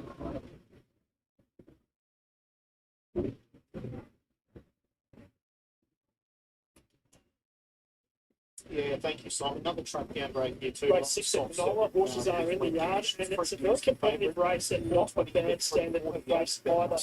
With horses numbers 1 and 2 scratch, the first horse we're going to have a look at is number 3, Randwick. Now with Dean Saxon first up after previously with the Danny O'Brien yard. I haven't seen jump out or a barrier trial for Hurley leading into this. Looking at his form, it's going to need a lot for it. Nice on top also, my selection. Horse number 5, Summer Dartson, is by Nostradamus. Summer Dartson is Nostradamus backwards. He joins the Stephen Theodore yard after previously being with Rachel Cunningham. He's had a month and a half between runs. Another horse I haven't seen a trial or a jump out with. Steve Theodore, we know his stable is absolutely flying and he's already trained a winner today. Summer Dartson was able to win at Mornington at Class 1 level going back to mid-January. Lost his way a little bit subsequent to that, although he did run a fair race last start at Stony Creek. Interested to see what he does here. Not really much money for him yet. Horse 7 is Bubble Over. Rick is going back on this mare. We know she's a more than capable mare on her day. She's coming into this second up after, I think what it's fair to say, was a plain run first up behind Watch Me Win. Got back, lost a little bit of ground in the straight. It's a hot form race, but she did run last in it. Looking at her on a wet track, I'd say that's a positive for her. And she's also got Jimmy Tree, who's a noted sire of wet track, and she can improve sharply here. Next horse is Free Beer. If you want to back a horse that is effective on wet tracks, this guy's only been on wet tracks twice. He's won them both. Conor Mertar rode him last start, went a good second behind Reach to More at City Grades. Connor stays at board. Certainly don't mind him coming back to 1,075 metres. If anything, I prefer the horse short of 1,200 metres. Wet track plus, distance plus, maps nicely. You can see that he should be very hard to time left here for his horse number 10, El Paso City, the Tornado there, who's got a bit of ability, but we haven't seen her for nearly a year. She's had one barrier trial, at Narrowport, where she ran Thursday before left by Doc Raki. He's a more than handy galloper. She covered a fair bit of ground in that barrier trial and stuck on okay under a bit of riding. Not exactly sure where she'd be at after 11 months off, but she does have ability to be competitive in this race at her best. Horse number 11 is Footprints, and this mare's going the right way. She's won 3 out of her last 4, although the big proviso in that is where she's won them. She went to Kangaroo Island to win her maidens, and then her last 2 wins have been at Broken Hill and Streaky Bay. They're both dirt tracks. She showed good speed to lead at Streaky Bay and came away to win easily, and clearly her career best performance. My biggest query is back on the grass track, and as such, in this standard, I was going to risk her. Horse number 12, Grassmere Diamond, a lightly raced 5-year-old daughter of Atomic. Not sure whether she's had any soundness issues in her younger life, but she hasn't done much wrong in 4 career starts. 3 of those starts have been on rain-affected ground, and she's yet to miss a place on those occasions. I think the track downgrade is definitely in her favour, and I thought she went really well first up at Waterbull when she was held up badly for a run and made a lot of ground late. I think she can run a good race here. Draw 1, on speed there. I think she'll run a good race. Horse number 13 is Scenic Host, now with Vanessa Hutchinson, previously with the Gates. This mare's better off over further, but she is quite effective on wet tracks. We've seen her effective up to 2,000 metres at preparations. Got a feeling they'll run there off the legs over 1,100. The bottom one in the yard is Justin Way. He's a horse that he's been going quite well this preparation without winning. He was narrowly nosed out last start behind Big Option.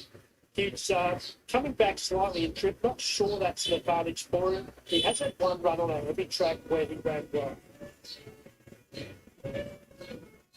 Mind after we looked through, after we went through them all in the yard, I went 12, 8, 15 and 7.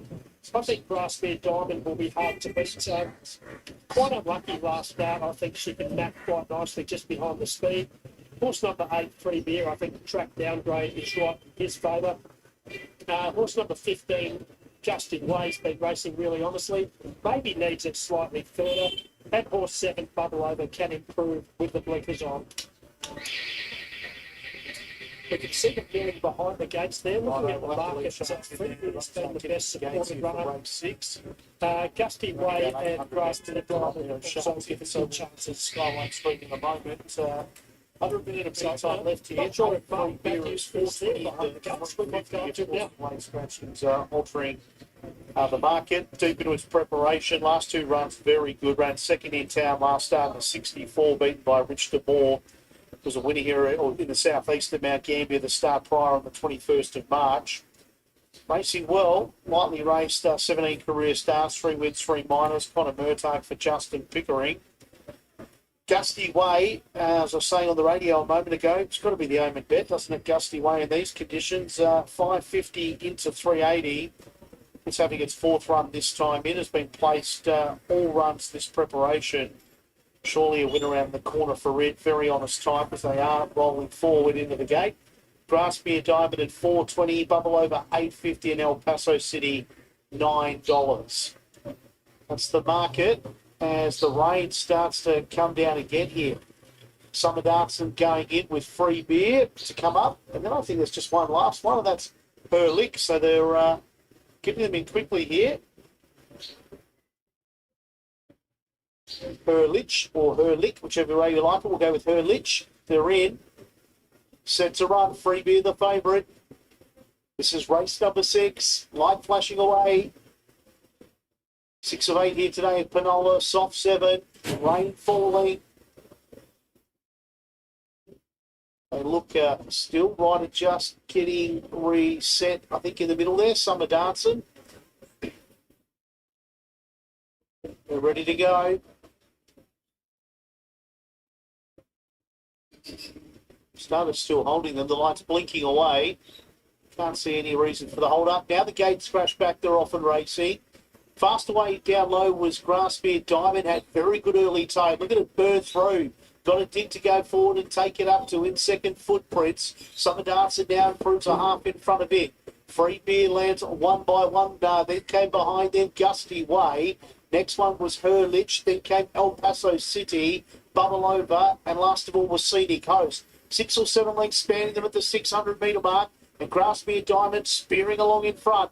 Out by 3/4, Summer Dance and Footprints down low. Gusty Way was next, then Free Beer, El Paso City, Bubble Over, Hurlich, and last of all still Scenic Coast. The 400's in their wake now. Grassmere Diamond trying to win here out by 2 to Gusty Way, who's in its slipstream. Then came Summer Dance and further back Footprints. El Paso City, 175 left to travel. Grassmere Diamond giving a tap with a Persuader. Free Beer's out after it with Gusty Way. Free Beer ambled up on the outside of Grassmere Diamond. And Free Beer will go on and win by a length and a half to the cheers of the crowd. To Grassmere Diamond, Gusty Way third, I fancy. In front of either Footprints and Bubble Over. Then Summer Dance and the next one, Scenic Coast, El Paso City and Hurlich was the last one to clock in. Favourite runners are going in the trifecta.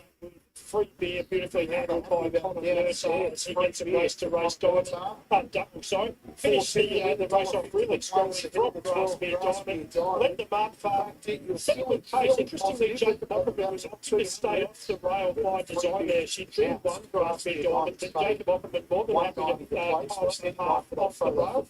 I reckon she might have run second and Gusty Way possibly third. So numbers unofficially, I'm putting them at 8, 12 and 15. Free Beer, we know he's got great wet track form and he's come to the fore again. It's the third time he's been on a genuinely wet track. It's the third time he's been successful with Free Beer. He's having a good preparation at the moment. It's his second win this prep. He beat Gusty Way 2 starts ago at Mount Gambier. Went to town last start, had a really good race, had odds behind Reach to Find and more than Handy Galloper. And again, he's been able to come back slightly in grade here today to Penola to win.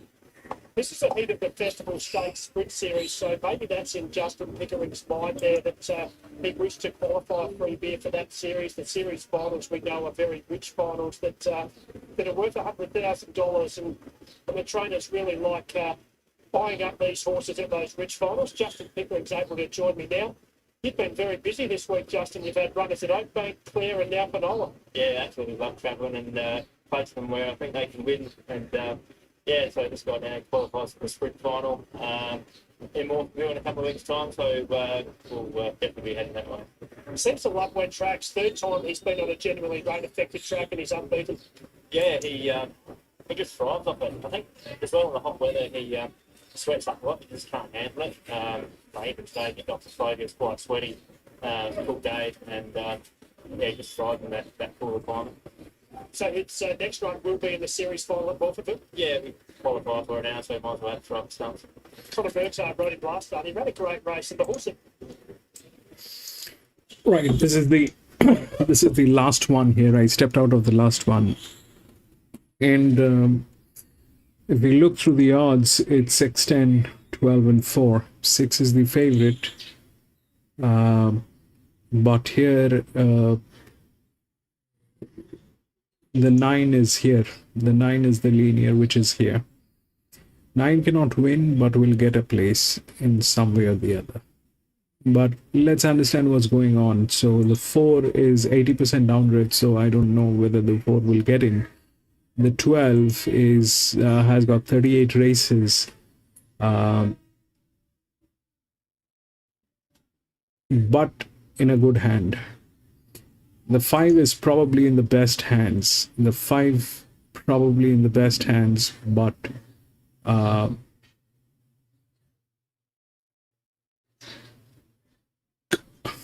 I don't know.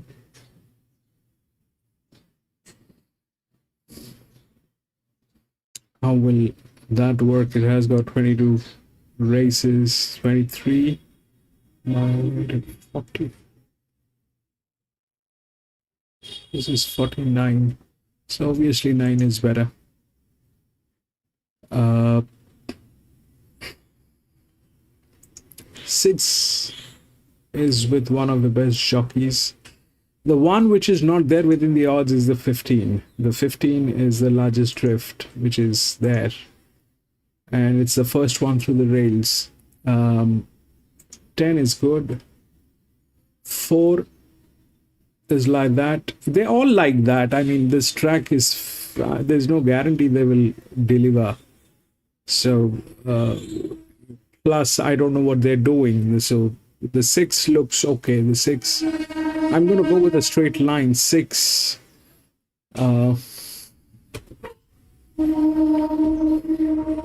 It's okay. 34, 30, 14.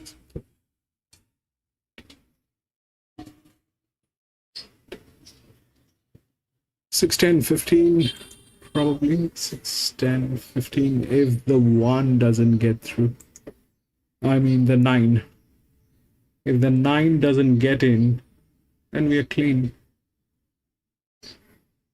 The highest, 97. This is the lowest.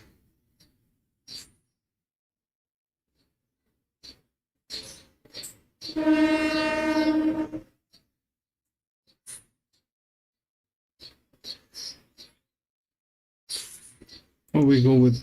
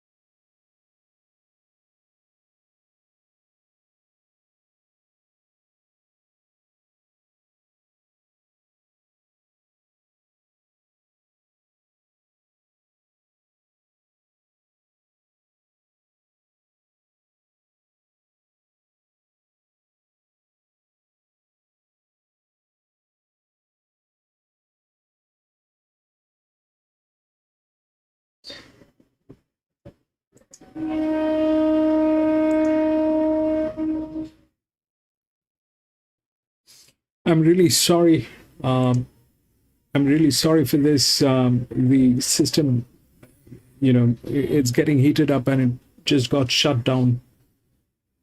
But we're back now.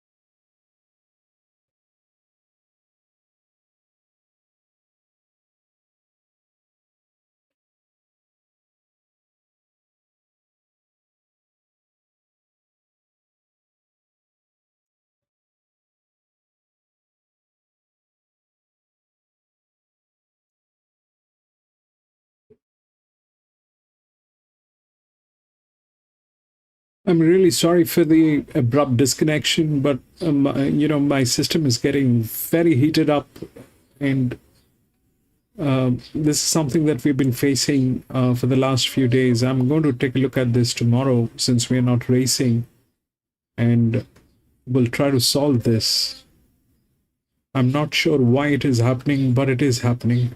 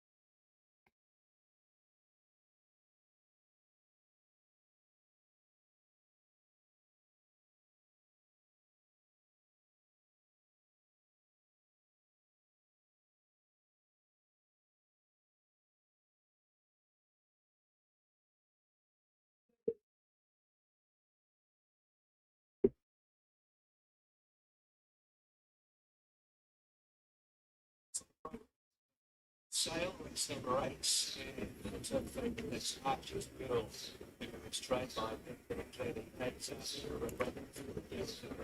start to see just behind the speed. Good job, Rick through David Cole's back in May of last year. That result went to be, it wasn't very fast, 3 minutes, and he looked through contest behind the first flyer. It's the favourite, and the most important listed motion, 7, 10, was trained by John Secretary, and there's money as well for down to the bottom line Dynamite with a 12 open at 8.5, so $5 on Dynamite, trained locally by Susie Wells, and it's second up this afternoon. There's 1 second up 3%. Race over the 1400 metres, that's run Saturday the first episode, 1200 by Dynamite, 1400. So going to certainly wait for it. Good job to beat the weather here. Some thunderstorms not too far away from Sale, but they've dodged us. So they've had a pretty rain-free day after Spence earlier on race number 2 on the program. Of fitness made one line of die and very impressive replaceable number store that the day was released to the first race Ryan telling about that's right. Race number 6 on the program, of course, racing continues in Melbourne tomorrow and Sandown, but Don then races on Tuesday. Geelong on Wednesday before another busy weekend next week with Anzac Day being on Friday with Flemington fixture, Reading Valley racing next Saturday. Being called in, final race, the Ladbrokes Form Genius over 1400 metres, moving into the stalls, just today it's in the stalls. The emotions going up to that Arctic Girl and also Sunny Times. I'm Dynamite, who's been well supported the local into 460 now on VOP from 850, so from running to the local, I'm Dynamite. See Big 9 going in, Young Dancer and Lightning Flash are going to be the final 2. Saturday, mornings to Sunday racing here in Sale. Lightning Flash goes in, Young Dancer to be the last. Dancer with Sheridan Clark. Goes up and clicks the line. Set to go, Starter Richo has the bucket in hand, and away they go in the final race. One Side of Love was one of the best to begin. But also Just a Days on the inside, and CB9 is spinning across the face of the field. CB9 is going to lead clearly from Misty Emotions and Just a Days, and they were followed by I'm Dynamite, improving 3 wide from One Side of Love. Next to the field is Sunny Times, and that's Archie's Girl on the outer of Lightning Flash. And at the tail of the field, running off the back section, is Dumb Dancer. So with approximately 850 metres to go, and the leader is CB9. CB9 there, but it's got plenty of company here. Misty Emotions off the track, Sunny Times pushing up. And then I'm Dynamite's almost a line of 4, as I'm Dynamite just going to beat out of that battle. So the speed pretty brilliant. It's going to reach the 600 metres. Further back is Just a Days on the inside of One Side of Love. That's Archie's Girl watching it all unfold. About 5 off the lead and about to come on. 2 lengths Dumb Dancer and Lightning Flash. So Misty Emotions has really set them alive here at the 400 metres with CB9. And they're 2 lengths in front of One Side of Love. I'm Dynamite's dropped away for the time being. That's Archie's Girl brought to the middle of the course, trying to run on. Misty Emotions went for home. 200 metres to go. It's Misty Emotions from One Side of Love. That's Archie's Girl is still coming on. Misty Emotions at the 50. One Side of Love. And that's Archie's Girl is absolutely flying. And the favourite by the last. That's Archie's Girl. It's gone up to win last ride from One Side of Love. Misty Emotions done dancing back behind the mark Dynamite. Then Sunny Times. Further back into the field with CB9 Lightning Flash and Just a Days. That's Archie's Girl, the final favourite, $3.150. Has come to the withering run up the middle of the course.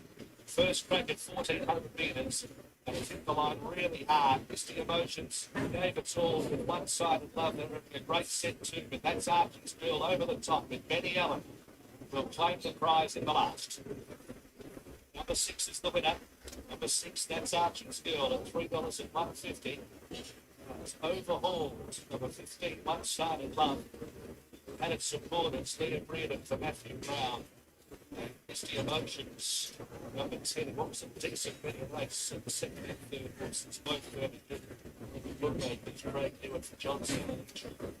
So 6, 15, 10. 10.